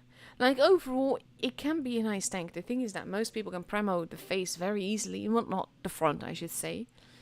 And basically the turret not turning the full way around is a big weakness. Along with the fact that it's just very, very slow. So I'm hoping that the Panther will peek out there, but he doesn't, so I just decide to cap instead. So might as well, right? And with most of the team being on the other side, now he is moving, poking out, and he is bouncing me, but I get a nice shot into him. And this is the key to this battle being an ace. I'm flanking in a T28 prototype, and they're all there, and they're all not paying attention to me. So I activate, this is like activate adrenaline time. Not so much because you need to clutch, but because of the fact that you can literally just like farm. All you need to do is be there. So I'm a bit worried about the Pantera, who then just misses, so then I can just get to shoot him. And they're not paying attention to me at all. So I'm sort of like extreme side scraping, mostly so I can get into cover if I need to. But I take out the Emil there. And then I turn a little bit, because the Tortoise is almost dead. And I decide to just steal the kill. We have a Conway that is not aiming, shooting me through the boxes and bouncing because he wasn't aiming. And then I just decide to go for the Conway. Can't shoot him with HE in the front, but it's fine. It's fine. Conway nearly dead, decide to steal that kill as well. And I'm just really hoping to get more kills, because I've got 4 kills now, so whatever I get next is a Radley. So I steal that kill as well. Not going to get to the Chimera in time because I'm slow. But he does get killed, so it's all good. But like, this is a funny game. This is literally an ace because they were ignoring me. And because I kept a base, which helped.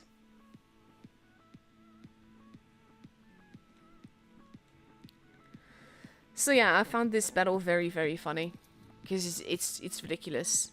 But this is basically how aces are made. It's a combination of luck. In this case, also driving a tank that isn't that popular. So that's another reason why it worked out well.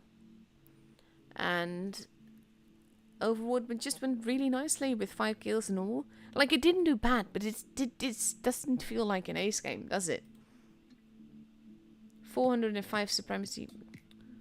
Shut up. 405 supremacy points earned, which definitely helps towards the ace as well. Together with those 5 kills.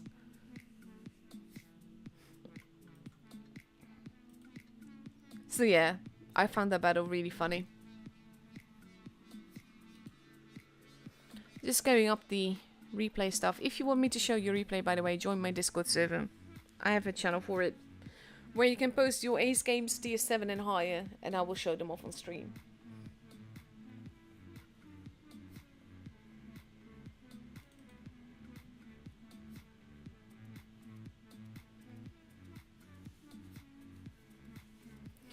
This, by the way, is Bob the Klootzak, which is Dutch for Bob the Asshole. But he's anything but. He's one of the most mellow players that I know. One of the most OP players as well. But he's one of those, like, I can noob out absolutely, and he's not going to be frustrated with me. He's just that mellow. And I really like that.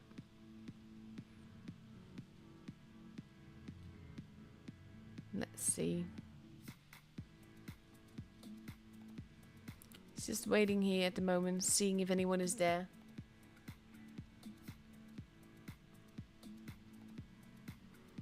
Oh, basically getting on my server is not really a difficult thing to do.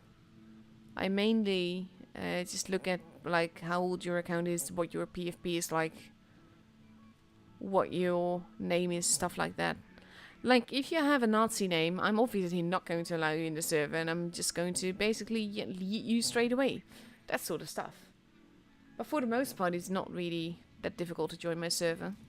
Just like, I like having an idea of who is on my server. So I always, that's mainly why I do it. Like, hand out the roles myself, you know what I mean. Back in the day, there used to be some trolls that were joining my server just to troll. But I knew who they were, so I just banned them. And with that, it helps if you know who's on your server and if you know what their account names are.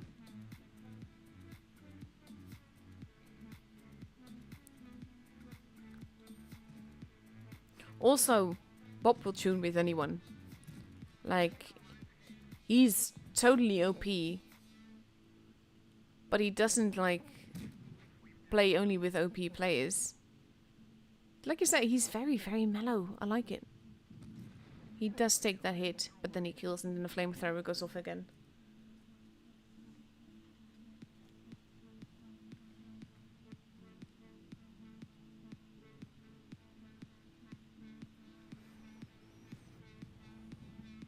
So there's currently like some, well, drama is not the right word, but let's call it drama for lack of a better word.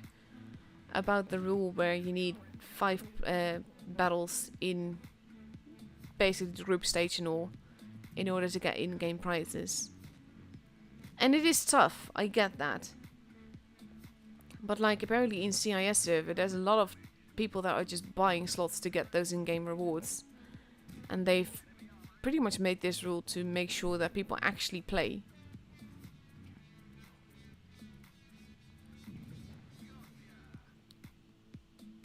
So I get the rule, but I also get that it causes upset because most of the players are genuine, they're not selling things. But if you have a role that you play and you're a reservist, then you're not part of like the main team. You are part of the team, but it makes sense that people will pretty much play with their main team when it's that important. When it's like a knockout system like this, it's dangerous to use anything but your main team. Also, this, by the way, is what I meant with how chill he is. He does take that shot, though. So he has to be more careful now.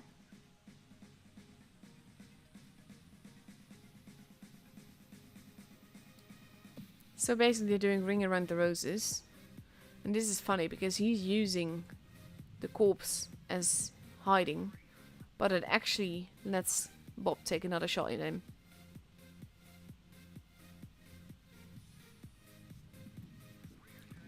Bouncy shot.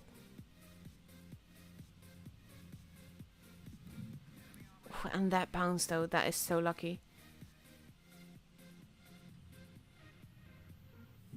And he gets it. There we go.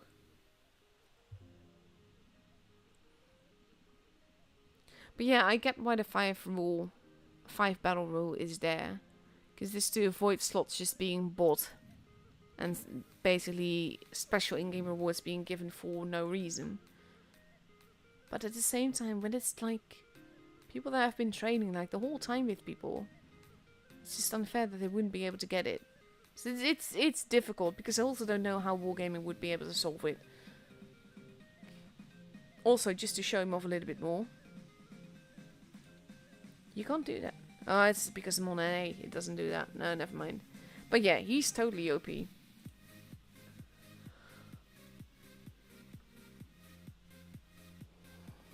Nice assisted damage as well. So we still got like half an hour to go before we are going to get into the next matchup.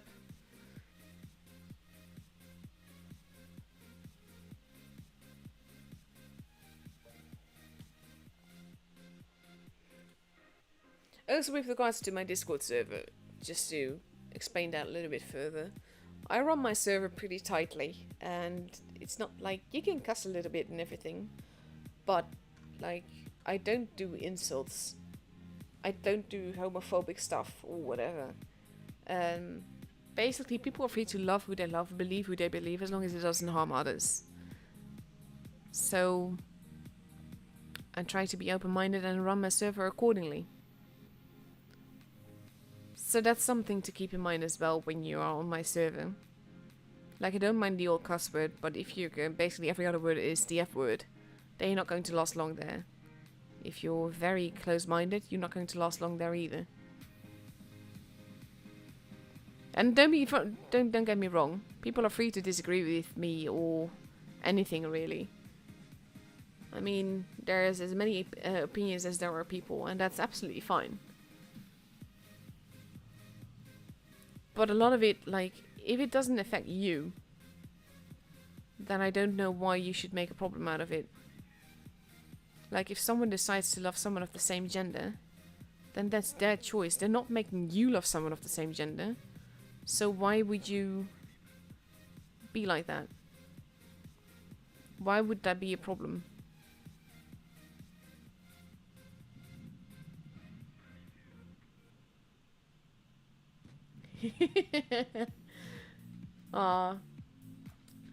Search for Spock just said, I'm spoiled for some singing from Aminette, but she can only do it on unofficial streaming. Dang it. And that's, yeah, I do love singing. I play a lot better when I've got music, and when I'm singing, it just sort of like helps me go on sort of autopilot, and that works out beautifully. But on official streams, like, no.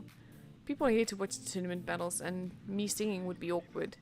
It's different when it's like a normal social stream, or when it's keys hunting and all of that. Because then it's just, that's my choice.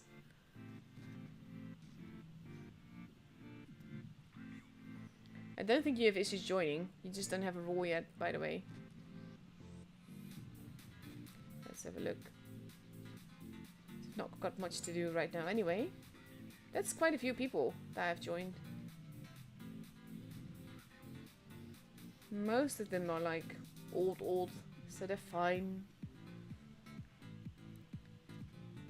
So I'm just gonna give out some rules right now. Might as well, since we're just watching replays right now anyway. Honestly, need to do that thing where people have to agree to the rules or something.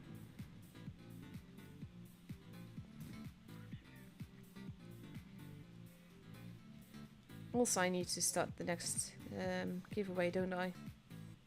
Yeah, I should do that about soon.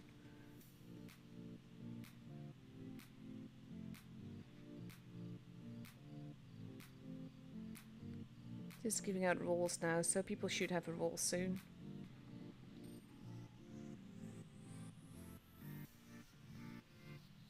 But yeah, got a nice bunch of admins,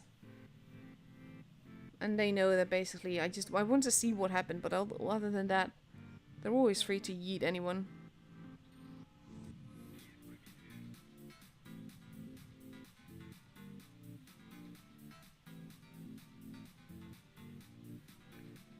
There we go.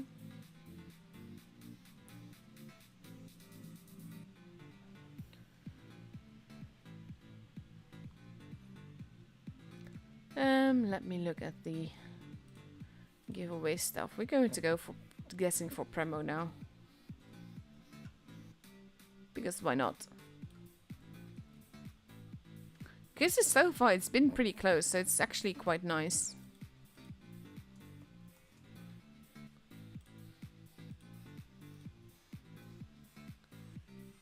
And the third game, yes. Start guessing now.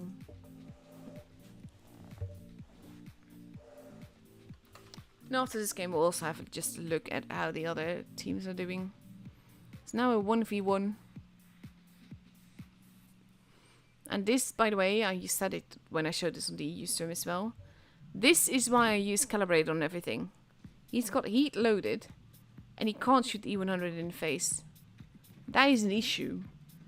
Like, I'm all for having to think about what ammo you use and having to reposition everything. I want to be able to shoot the E100 in the face. So I use Calibrated on every single tank that I own. Not just for E100s, don't get me wrong. But all in all, I'm just not going to take that risk. There we go. He's bouncing a little bit as well. So he has to be careful. Like, the grill corpse is in the way neatly, which allows him to pull back a little bit further. He does take a hit for that though.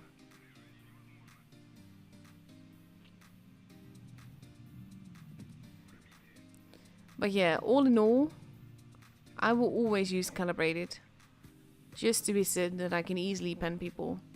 And I always carry a load of Premo.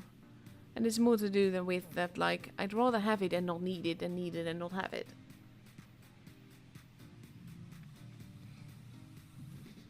And that shot penning, that is just so lucky. Because that was barely aimed. But he gets it. There we go.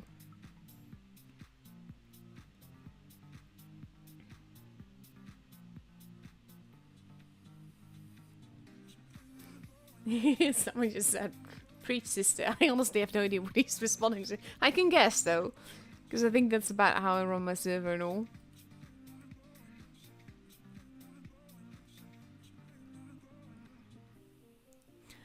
That's a nice little battle there. Also, because his teammate was raging and everything, and they've got 3 Trink members, TR, T, and K members on their team.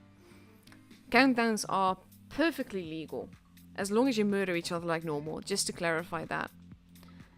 Spanning it out mainly because of how Venality was raging. The thing is that you're not allowed to refuse to shoot people, you're not allowed to completely YOLO into them, you're not allowed to push people into fire or just block them or something like that. But if you get into a game and you can do countdowns and you can meet, like, we had countdowns before with like 10 people of the same clan, which is like great fun, but you need to murder each other like normal. So that's the thing to keep in mind. So let's have a look how the rest is doing. Ponda did not make it. They got knocked out for definite now. And MM is up against Leverage. Bravo is up against Gosu, we knew that. Cruel is up against Joker.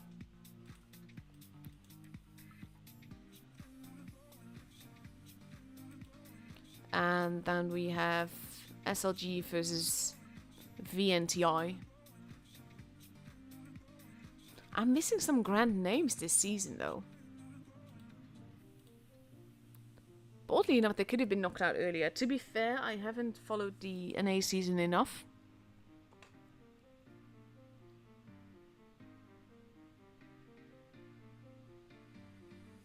Ah, that's a good on you, Muto.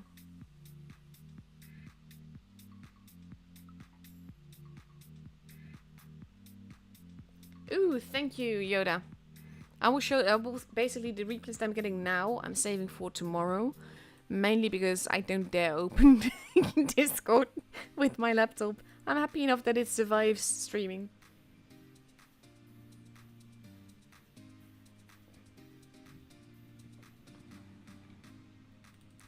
So any new replays will be used tomorrow. Because I will have stream EU and NA tomorrow as well. And the day after that. And then I'm streaming NA for the rest of the season.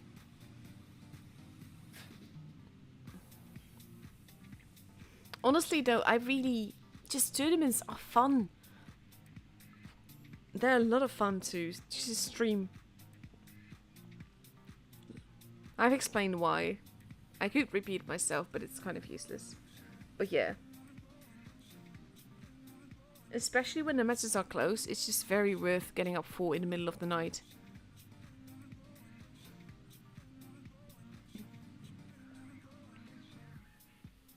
I like how this guy is just not even paying attention, just getting fully clipped.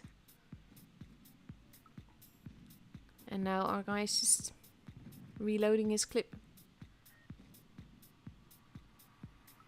There's a tank coming though. The map awareness here is not entirely on point.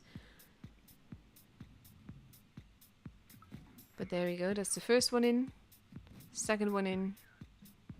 And the third one in.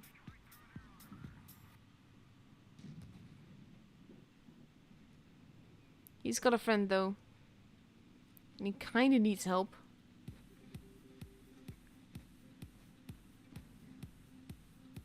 Also, if you make a new guess, be sure to delete your old guess. Because you can only enter once. So it means that your old guess needs to be deleted if you enter again. Fair warning. To be fair, in this case, by the way, I do see that you made a cracked tooth Grim, made the exact same guess, but added the server, because you missed that before, so that's fine. But like, if you would like to adjust your guess, then that is how to do it. Delete the old one.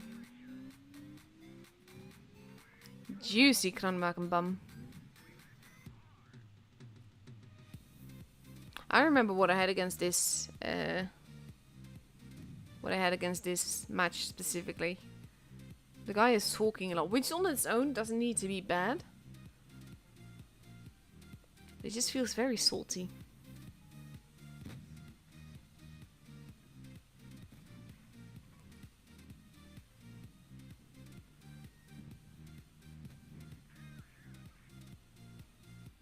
Yeah, like, a lot of people are wondering about countdowns and everything with whether or not they're legal or not. And basically, it's been a point of discussion before. And my info comes straight from Wargaming. I've got, like, screenshots and quotes if you need to see them. Countdowns are fine, just murder each other like normal. Juicy grill arriving, so we bounce on the bum by basically on the tracks. Tracks assault the shot.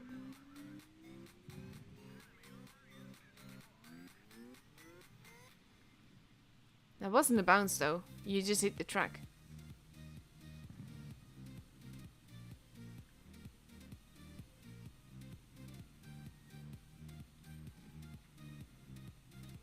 Yeah, he's not going to be able to survive this. 1 HP again. But there we go, with the high roll of 1 HP.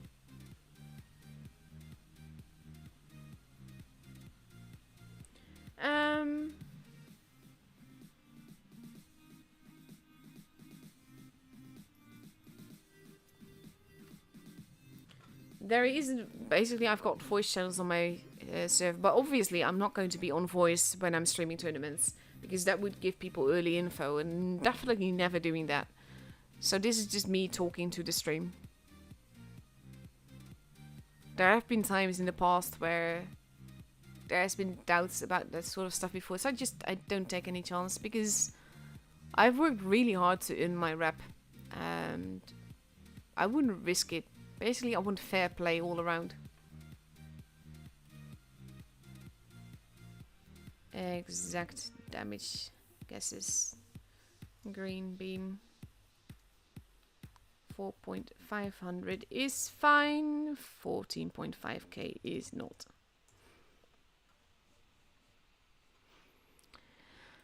But yeah. Let's see, how long do we have left? We got about 15 minutes left before we get a room invite. So I'm going to show you another replay.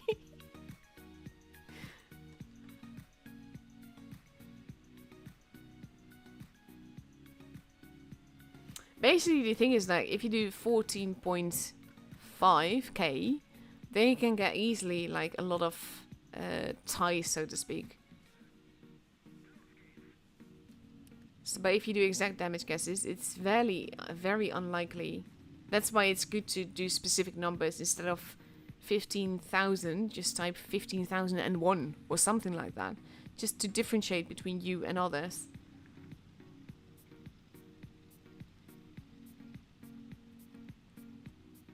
Let's see. Ugh, my throat is really dry. Got lemonade though.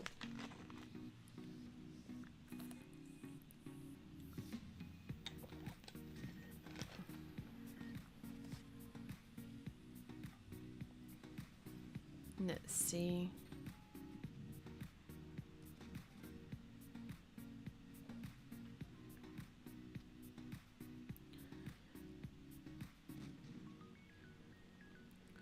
Meanwhile, Leo is a tank that I like the PTA more than the actual Leo, but that might be me. Also, I think because of the tanks that you meet. Visitor 8, it can handle its own quite nicely. Which is a little bit more difficult for Leo in tier 10. Because it's such a juicy tank.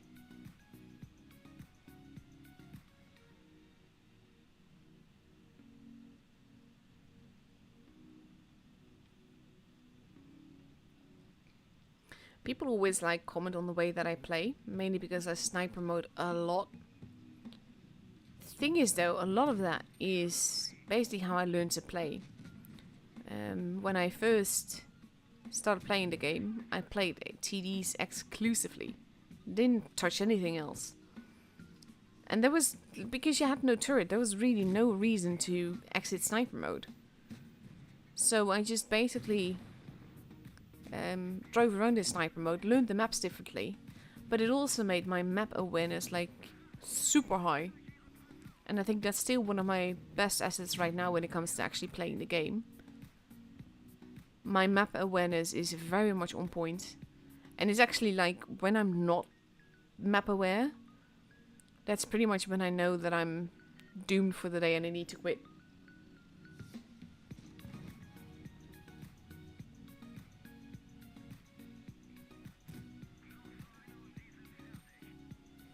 Let's see.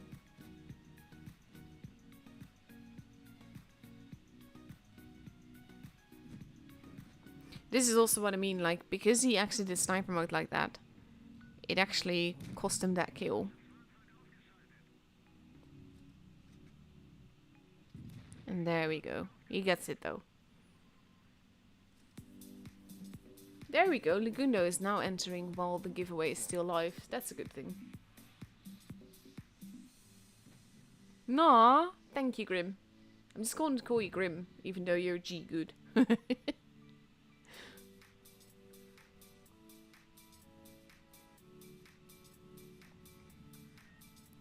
So 2 big TDs versus 1 lone, very lightly armored Leo.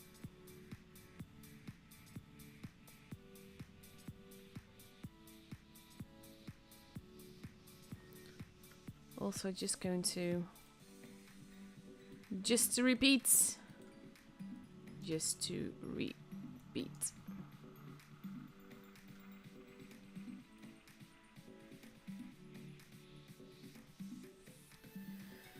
For some reason, like, the chat is not letting me do this properly. There we go. Needed to edit the characters. He is very lucky that that didn't hit him. Poopborn is such a fantastic tank though.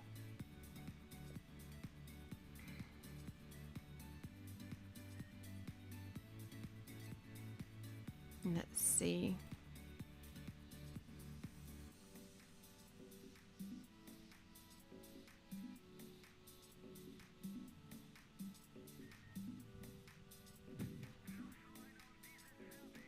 I'm not sure what you mean, Mike. Do you mean like the ads or do you mean the stream?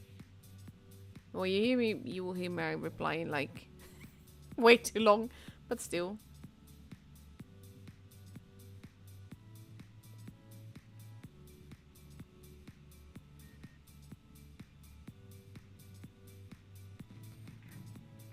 And that not shooting him, the Death Star, that makes all the difference. But to be fair, he's very lucky to survive this.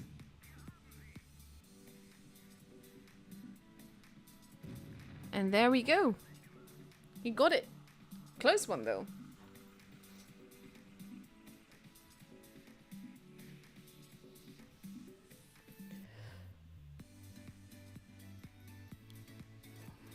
But yeah, for some reason I like the PTA better. I think that's maybe, like I said, due to the tanks that it meets, and it can be top tier without... Basically, it's against tier 8 it's pretty strong. I'm honestly not sure what Mike means here.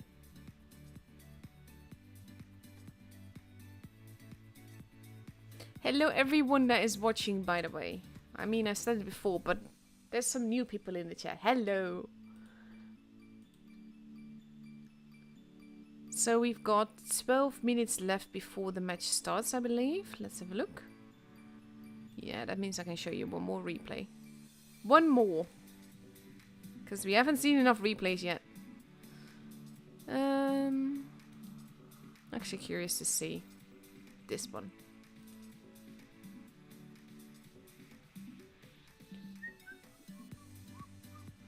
I've been listening to this music a lot. The thing is that this is copyright free music. I bought the album. Still, some of the songs are copyrighted, which is stupid, but yeah. Deleted those from the playlist, and I have to play during my streams mainly just to give some background noise for when I go quiet, then it's not at least like completely quiet. But at some point the music gets stuck in your head when you stream multiple servers like I am right now.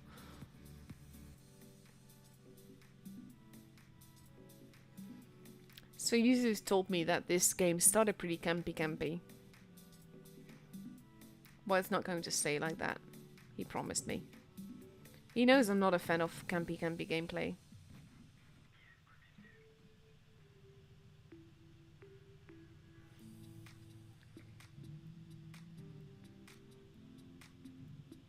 Let's see. That one is behind a rock. You can't really shoot it.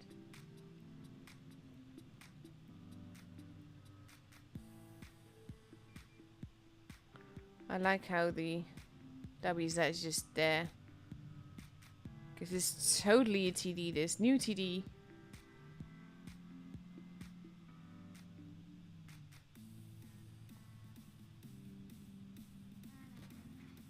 Oof, ricochet. Honestly, I do know. If you mean the ads, I do not know. I know that I think actually I do know. It is a known bug, and Wargaming knows it. But they haven't been able to fix it yet.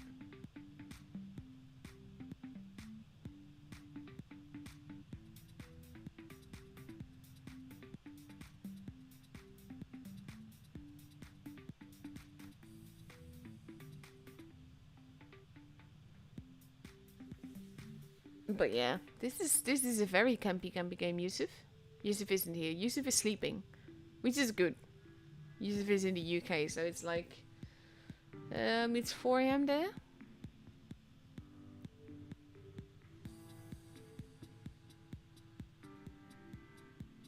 I don't play on PC.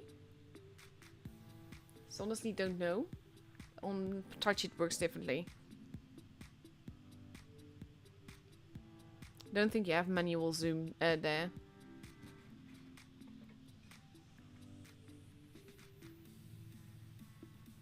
Usually if you're not having the best of luck with your shots here, hun. That is one reason why I dislike camping. Because there's just... over distance, you lose so much shot effectiveness. He does get that one in though. But there goes the 113.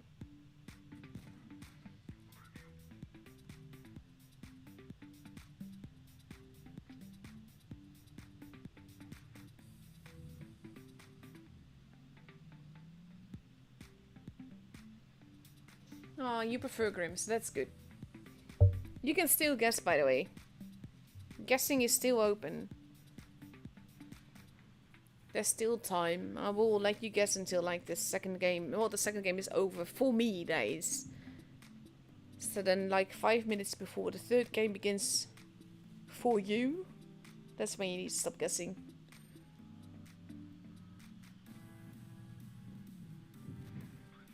There we go, that's one gone.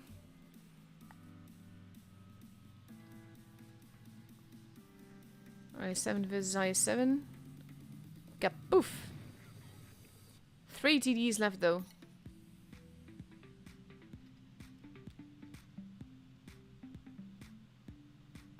Also, if you, this is just a general tip, if you submit a ticket to support for any reason, do not reply to it. Basically, if you reply to the ticket, it's moved all the way to the back of the queue again.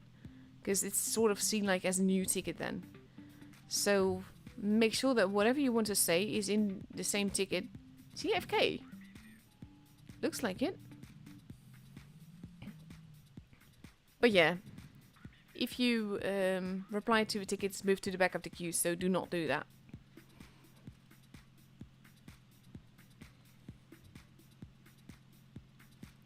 Let's see.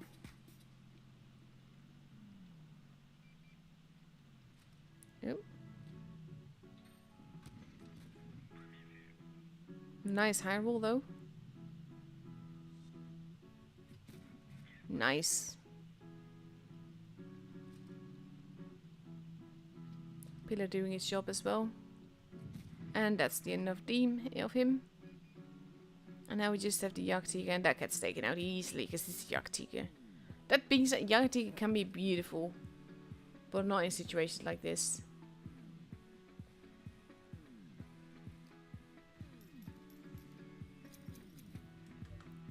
Camper medal.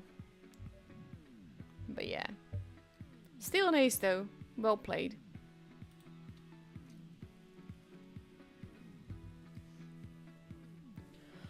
Overall, definitely not a bad game. So that is the end of the replays tonight, guys. We finally reached it. Also, I'm going to guess that most of the people that wanted to guess have guessed now. And there we go again with the spamming bots.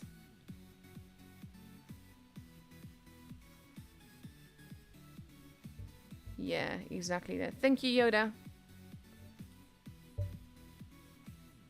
It's just honestly, they're always there. There's always like 2 or 3 per stream.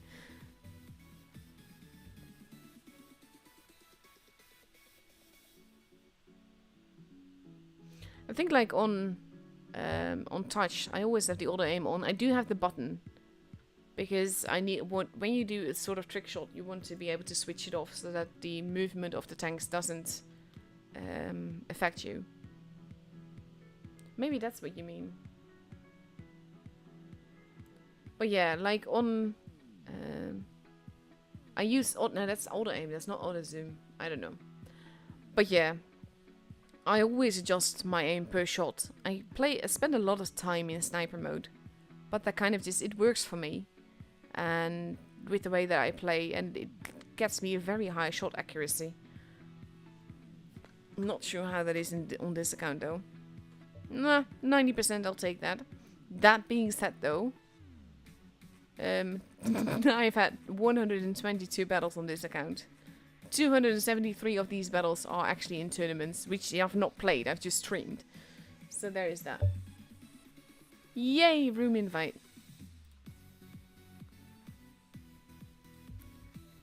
So let's see. We knew how the others were doing, didn't we? Yeah, we did. We checked that. Also Jokers, by the way. Big fan of them as well. They're fantastic. They're outside of the box with their thinking and everything, and that's one of the things that I like most about them.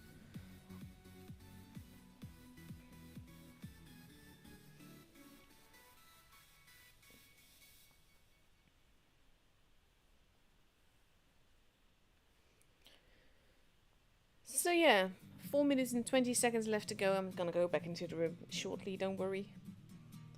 Before we go into the first match of the last matchup of this evening. It's a very, very long day. I'm actually kind of curious. I forgot how long the next couple of days are. We got a nice pinned message about that. Like, tomorrow's match is only 2 hours and 60 minutes. This is potentially 3 hours and 24 minutes. That's so basically goes to show how long this can be. This is pretty much the longest day of the tournament. And then on Thursday we have a short one. And then we have another relatively long one on Friday. Saturday morning for me for NA.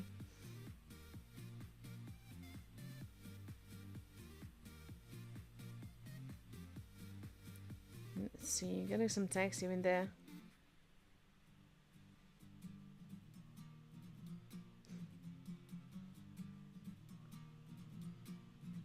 There's so many nice streamers around as well. Like, I've had... Oof, there's another one. That was fast. But yeah, back in the good old days, it was just me and Brian streaming at some point, and then we got Fujit, and then we got Every, and then we got Jack with us. And slowly but surely, the streaming team has just, like, been building a lot. And it's fantastic. Because it means that every server is getting coverage, and it was like before, I felt really bad if I couldn't stream a server or couldn't stream a day. I felt very responsible for that, because I was the only one doing it at the time. Streaming other servers than EU, that is.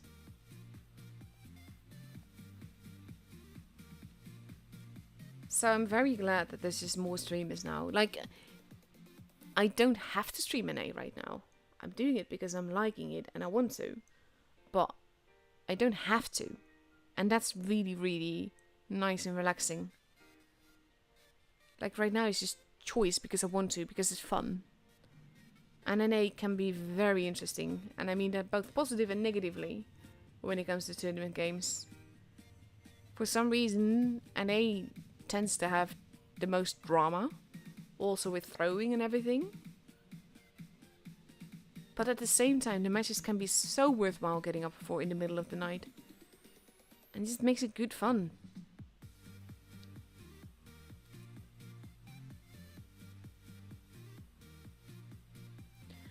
One minute, 20 seconds left before we go into the first match. We're going to go to Winter Malinovka and we see Premo with 4 60TPs, 1 IS7 and 2 LTs versus 3 IS7s, 3 60TPs and a mouse. So we have speed versus armor basically here, and anything can happen. Not much to say other than that though, it's pretty much a standard thing. People still have a little bit to guess, because after the second game has ended for me, then I'm going to stop guessing in the chat.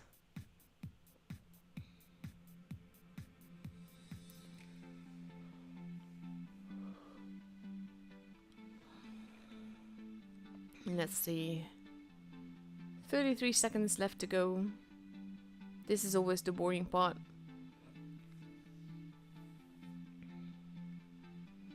But then we get to see the first game in this matchup. And basically only the number ones are going to go through. No, Yoda.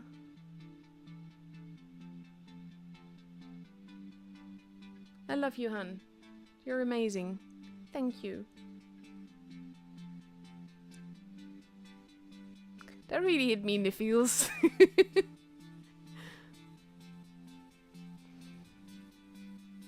But likewise, Yoda and I both have our health issues, and it can actually be... Like, you don't...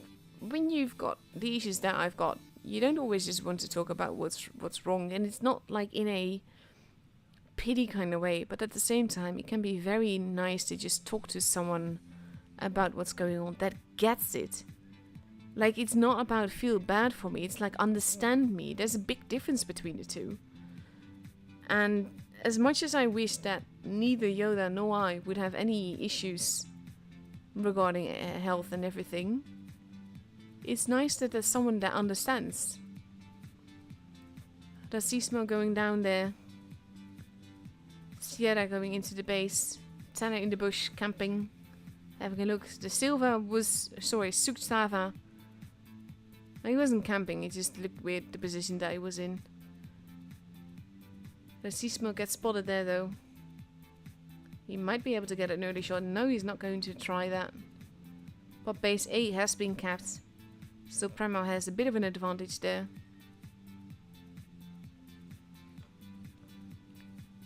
And now we have Sierra actually hightailing it out of there.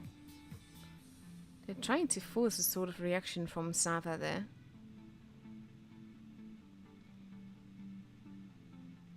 And now Sava might be forcing a reaction back. Because now we have the IS-7 and the 60p moving towards them. Thing is, they're not stupid. Soma has been spotted. And he takes a shot into Racismo. Racismo is now in trouble though. They are going to get behind him. And that's going to hurt a lot. Sierra is offering a little bit of cover fire, but basically Racismo is lost. Supremo has to respond. And they are pushing on the other side. Racismo is almost gone. He gets taken out quite quickly there. Cora arriving. Kevin, not going to be long for this, well, gets taken out. Base C has been stolen. They've gained a base. Well, when it comes to the kills, it's been 1v1 basically.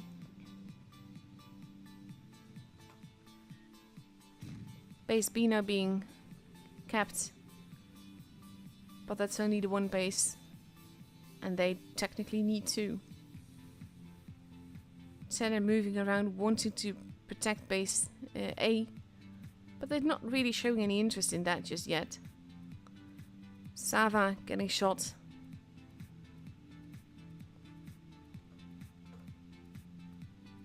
Basically, they are being careful. The positions that Pramo is taking basically negate as much crossfire as possible. Base A is now being taken though, and that is an issue. It means they either need to get base B or they need to get kills. And they're going to go for base B and kills, by the looks of it. Cora just standing in the base right now. Capping it slowly but surely. He might not make it, but they do get Lychee there. And it's more a trap than anything else. He does not get the base, but look at the HP just vanishing from Silicon there. Cora gets taken out. It is 5 versus 5. But look at the HP just vanishing. We're at 840 points for Premo. And it's going up quite quickly, especially with the kills here. 940. Even Steven does not survive to tell the tale. Eternal is next in line. We're at 920 points. Tanner is just being an annoying little flea. Going around, shooting people. Mako barely survives. But with that, basically, he doesn't even need to kill, but he does get it. And that's the end of the battle. Premo has it.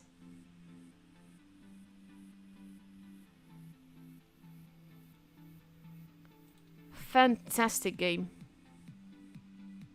Slow in the build-up. Basically everything went and fell with Racismo No there. Very clever. He was basically the bait.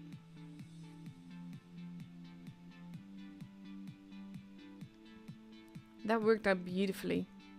And it didn't seem to at first. Like, it seemed that Gosu had the cards here. Really clever game.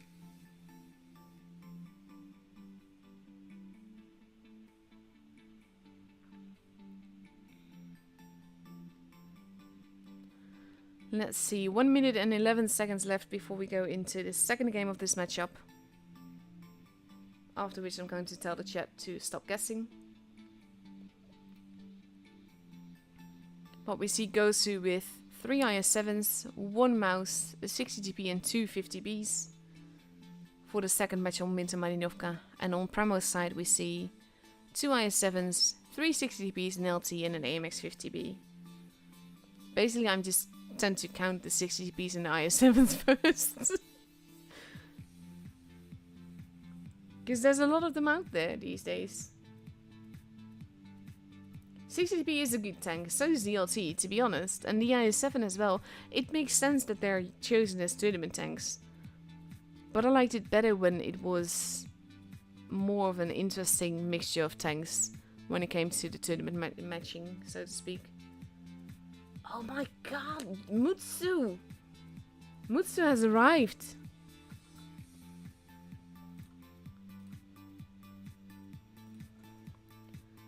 Few minutes left to enter the giveaway. Just posting that, because they only have a few minutes! I can't believe Mutsu actually just like arrived. He's been missing all my streams.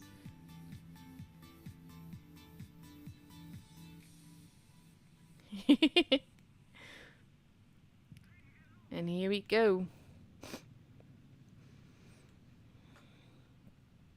Pramo going towards the base A side. C side, sorry. A is all the way over there. But they are going there as well.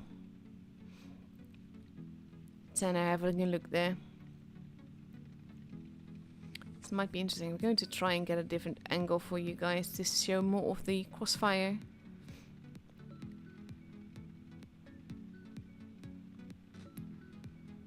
Little bits and pieces of HP being taken, both sides.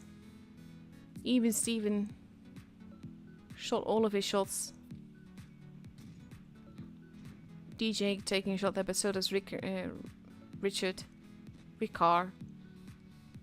RL Char? I don't know. I'm gonna go with Richard. Lychee is not looking too healthy. Cora, however, is losing a lot of HP as well. Base B is being taken. Lychee has been taken out though. Tana has arrived at the back, is shooting the AMXs in the rear. And the AMXs are a preferred target right now, because they are juicy and they are dangerous. They want Cora, and they want Cora badly. Cora is still alive, if barely. Even Steven gets taken out as well though. But there goes Ricker. That's 3 tanks gone from Gosu's side. Kevin. Cora is still alive here. There goes Kevin. Soma gets taken out. It's just Eternal and Sava left. Cora is still alive. There he goes though. With the flying turret that's now crushing Racismo No. That's yes, okay. He's steadily being crushed by Cora here. And he might just die for it. And he does. He gets murdered. Oh dear god. That was a funny game though.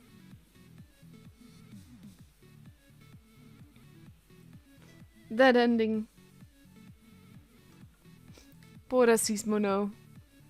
Getting crushed by his own teammate. Oh dear. Good game though. Good game. And I don't mean that in the sarcastic way that I would usually mean it. Okay, no new entries, but that is absolutely fine. There we go. Just going to copy all the chat stuff. Because there's a lot of it. A lot more entries than the first time around. Also a lot more spam bots that are just entering the chat and all. There we go. Copying that into Word.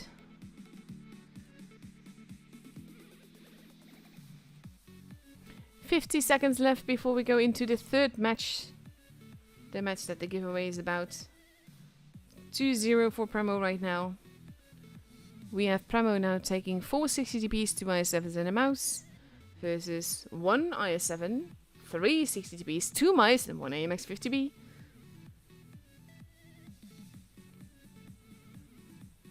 "26 seconds left. And we're moving on to Dynasty Sprawl. Which is a map that like lends itself to super heavies. At the same time, there's always risks with being taking super heavies, especially when you take multiple. But if the enemy is focusing them, that can work out beautifully as well, because that armor is there to absorb the shots.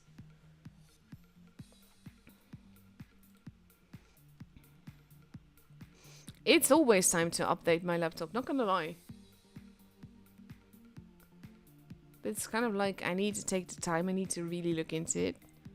Or I need to win the lottery and buy a desktop.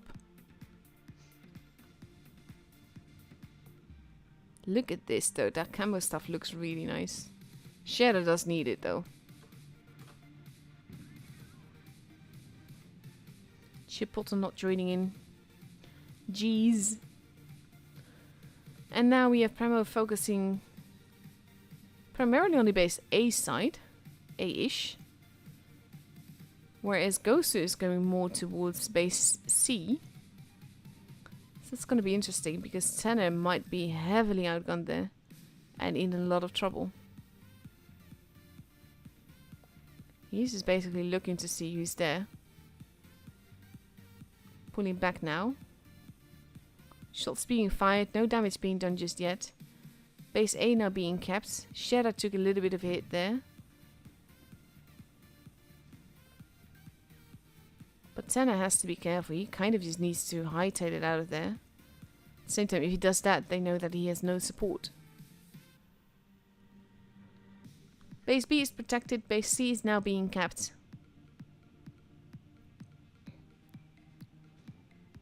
Oof. Big fire into Ricard there.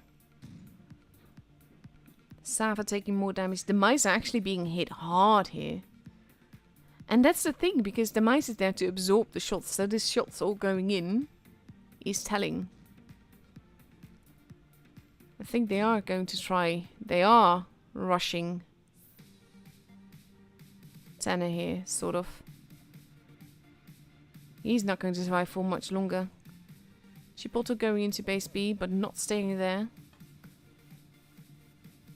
Tommy and Foxy and even Steven are there to support Tanner though. But it is tricky. Tanner. Oof. That fire killing off Richard there. Ricard, I don't know. Making all the difference. Sava is getting shot on the other side. Tanner is still alive. Chipotle gets taken out at base B. Lychee taking more damage there. One reload away from being murdered. Tanner, want to add, is still alive. If barely, but still, he is alive. There goes Lychee, there goes Soma. Eternal is still alive. But it's going to be the next juicy target for Premo. Tanner is still alive and getting shots in. Cora is in the middle, capping the base together with Sierra. Cora gets taken out. Guns wise is very even. HP wise is nearly double for Premo. There goes Sava. Just 2 tanks left. Silicon is the preferred target on this side. Silicon now has 7 HP left, and that's going to be a hug to death probably. Yeah, it is. Foxy got taken out. We have a juicy AMX. That is all that is left of Gosu's forces. It is definitely Premo's game. Mainly because even Steven and Tommy are just so basically healthy. Also, just want to point out, Tanner is still alive. And even getting shots in and avoiding getting hit again, Tanner survives.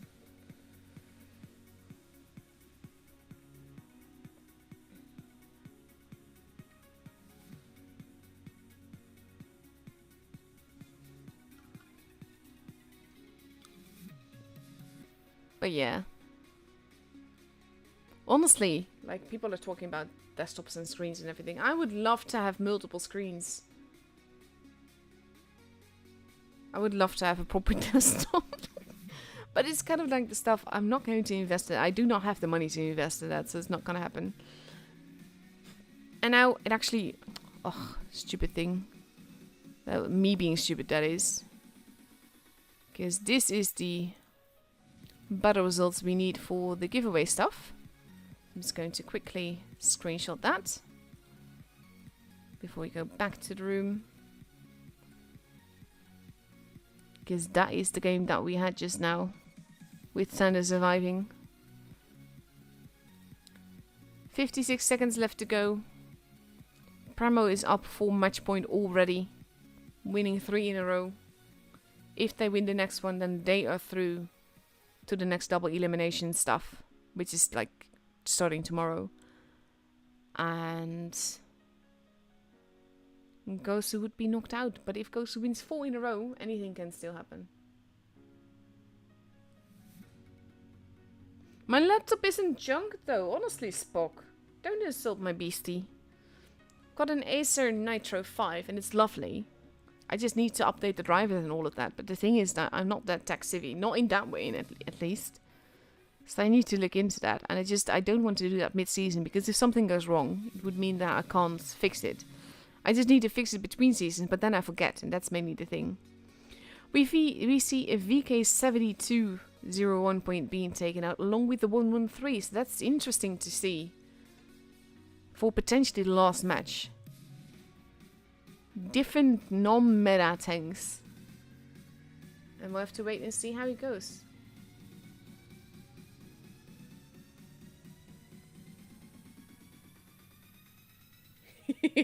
Elfar is in the chat.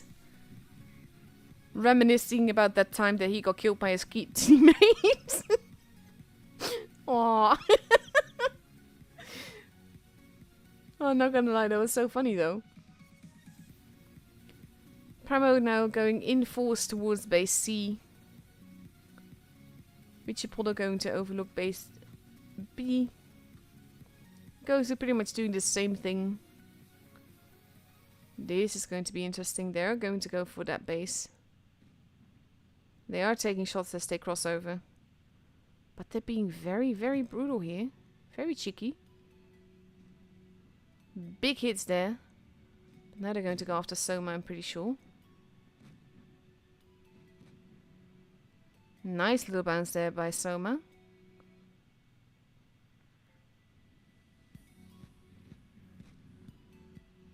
And they're keeping Soma from shooting. Now he shot. Lots of crossfire happening. Chipotle is mouse versus mouse in the middle. VK72 is arriving. Foxy taking a big hit. Pramo being literally blocked there by Ricard. Very clever. Foxy is almost gone. Lychee is arriving. They take out Sava though. And Foxy is still alive, if barely. Bounce on the bum. He takes out Soma. The mouse still really wants him. So does Lychee. There goes Foxy, but there goes Eternal as well. Tommy facing off against Lychee. Even Steven getting another shot in. Now the mouse will hit Tommy though as well, but it's actually on the other side. Shera coming in. 6 versus 3. 5 versus 3. The mouse is now the preferred target. He's not going to survive this. You can't angle in that many angles. Silicon has been taken out. Richard is almost gone. And we have Kevin in the middle. The last remaining mouse. That is a giant hit, and basically he just gets deleted. And Premo wins 4-0. Wow.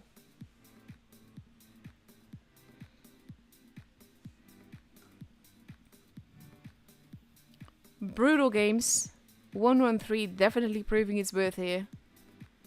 VK72 basically got massacred. Not saying that the tank is bad, by the way. Not saying that that was a bad choice. It was basically it couldn't prove its worth. Not like the 113 did here. So massive congratulations to Prema for going through. And commiserations to Gosu for getting knocked out. So while I'm going to look at the entries, I'm going to start another replay for you. I've got a few left, literally like 3. Let's have a look. Here we go. Basically, all I need is just like a stable system. If I update the drivers, this laptop will probably do fine. Because it is a gaming laptop, so it should do fine. But yeah. Okay, so we're going to have a look at the damage that Premo did the third game.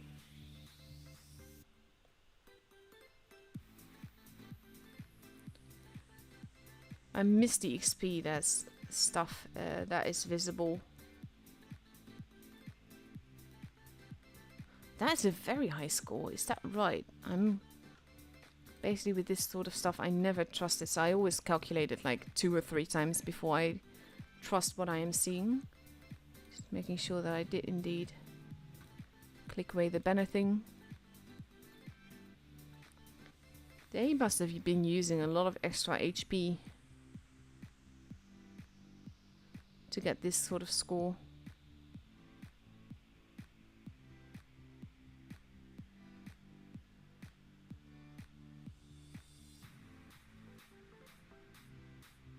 Fantastic score though.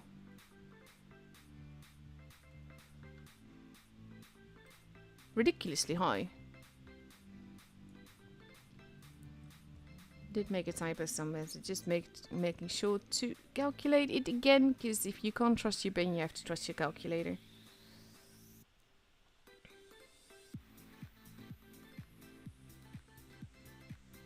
Yeah, 18,715 is the score that they actually did. And now I'm going to have to look at all the guesses. There we go.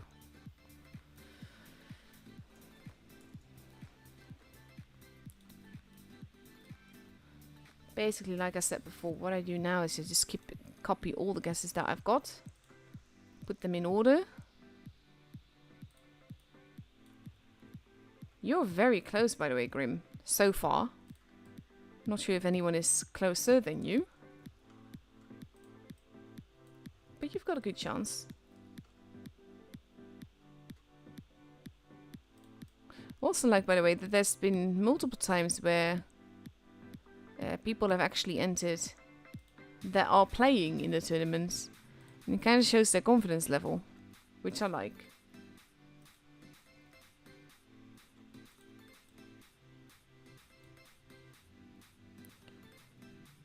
Some very low guesses as well.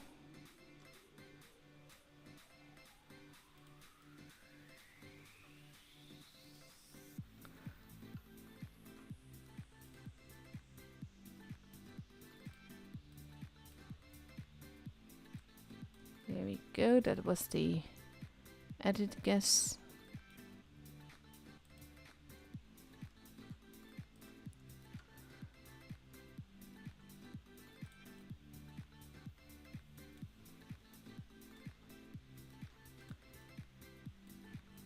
There we go. Let's see. Also, like I said, it's always a good thing to guess non-rounded numbers.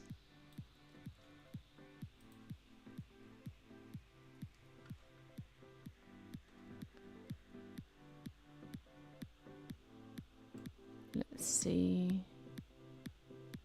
Trying to find more guesses. Yoda has entered. That's not going to be enough.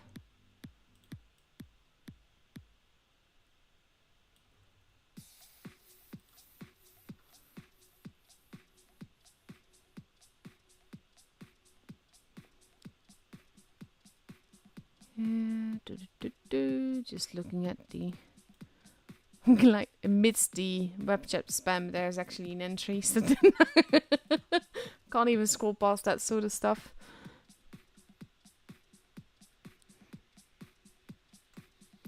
And there's the second bot. And there we go, that's it, I think. Replay is also over. I'm gonna start another one while I'll determine for sure.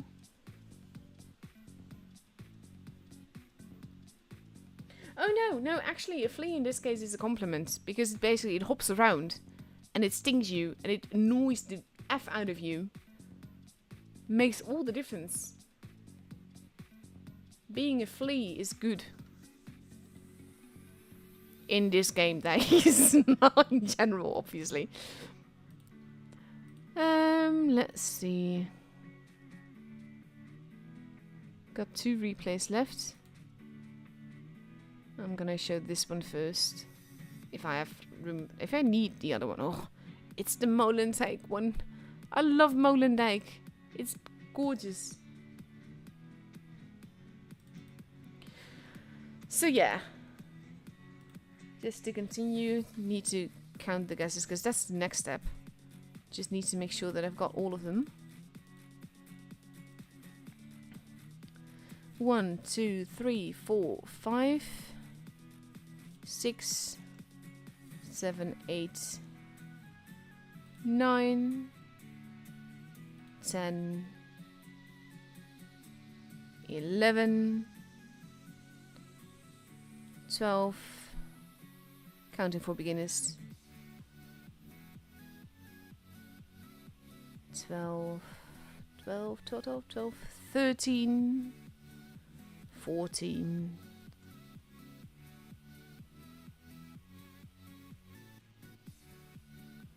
15,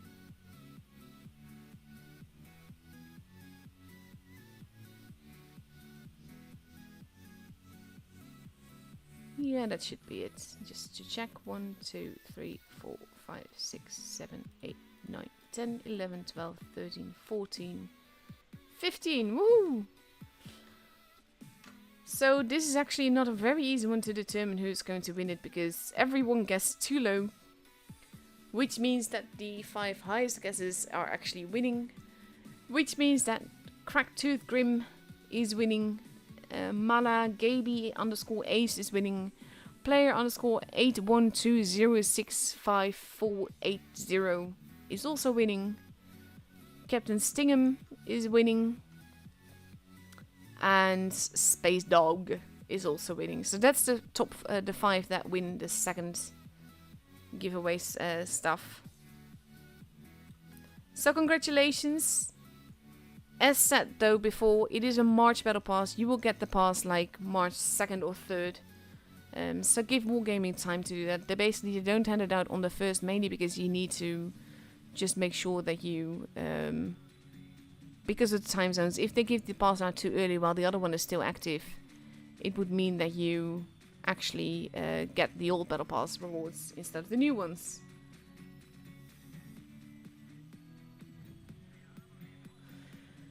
So basically we're just going to watch this replay and the beautiful, beautiful map, and that's going to be the end of the stream then. So yeah, there were 2 mice. Of course there was a lot of HP, but I'm still surprised that there was so much HP. Our Panther here has 8 HP left while driving around on an absolutely gorgeous map with beautiful scenery and sky. Absolutely so love this map. It's beautiful. Shark is getting shot here, which is a very good thing. He needs to get shot more.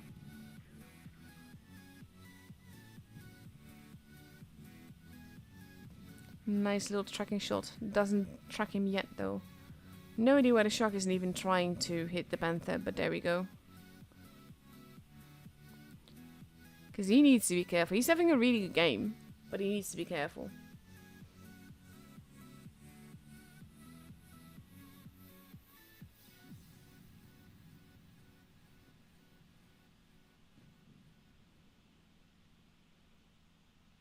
But yeah.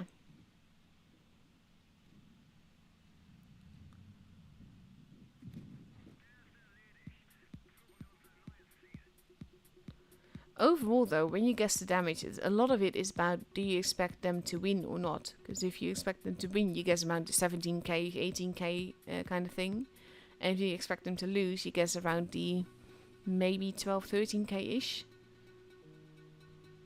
Which makes for interesting guessing. That's also why I tend to not always go for the favorite. Because if you... it will be more diverse if you guess for the team that you are not sure is going to win. I like how the Black Prince is actually shooting HE. It's a bit special.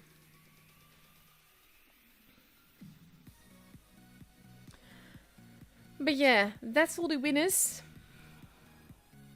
Fantastic game this as well. Panther 2, proving its worth. Really good fun tank. I always play it with a stock tank though. It's a lot better that way. Look at the diversity though. 2,900 ratings there. Oof.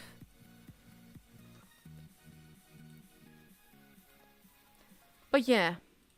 It is nearly 6 AM here. I've been streaming for just over 3 hours. And I think it's high time that I go and get some sleep.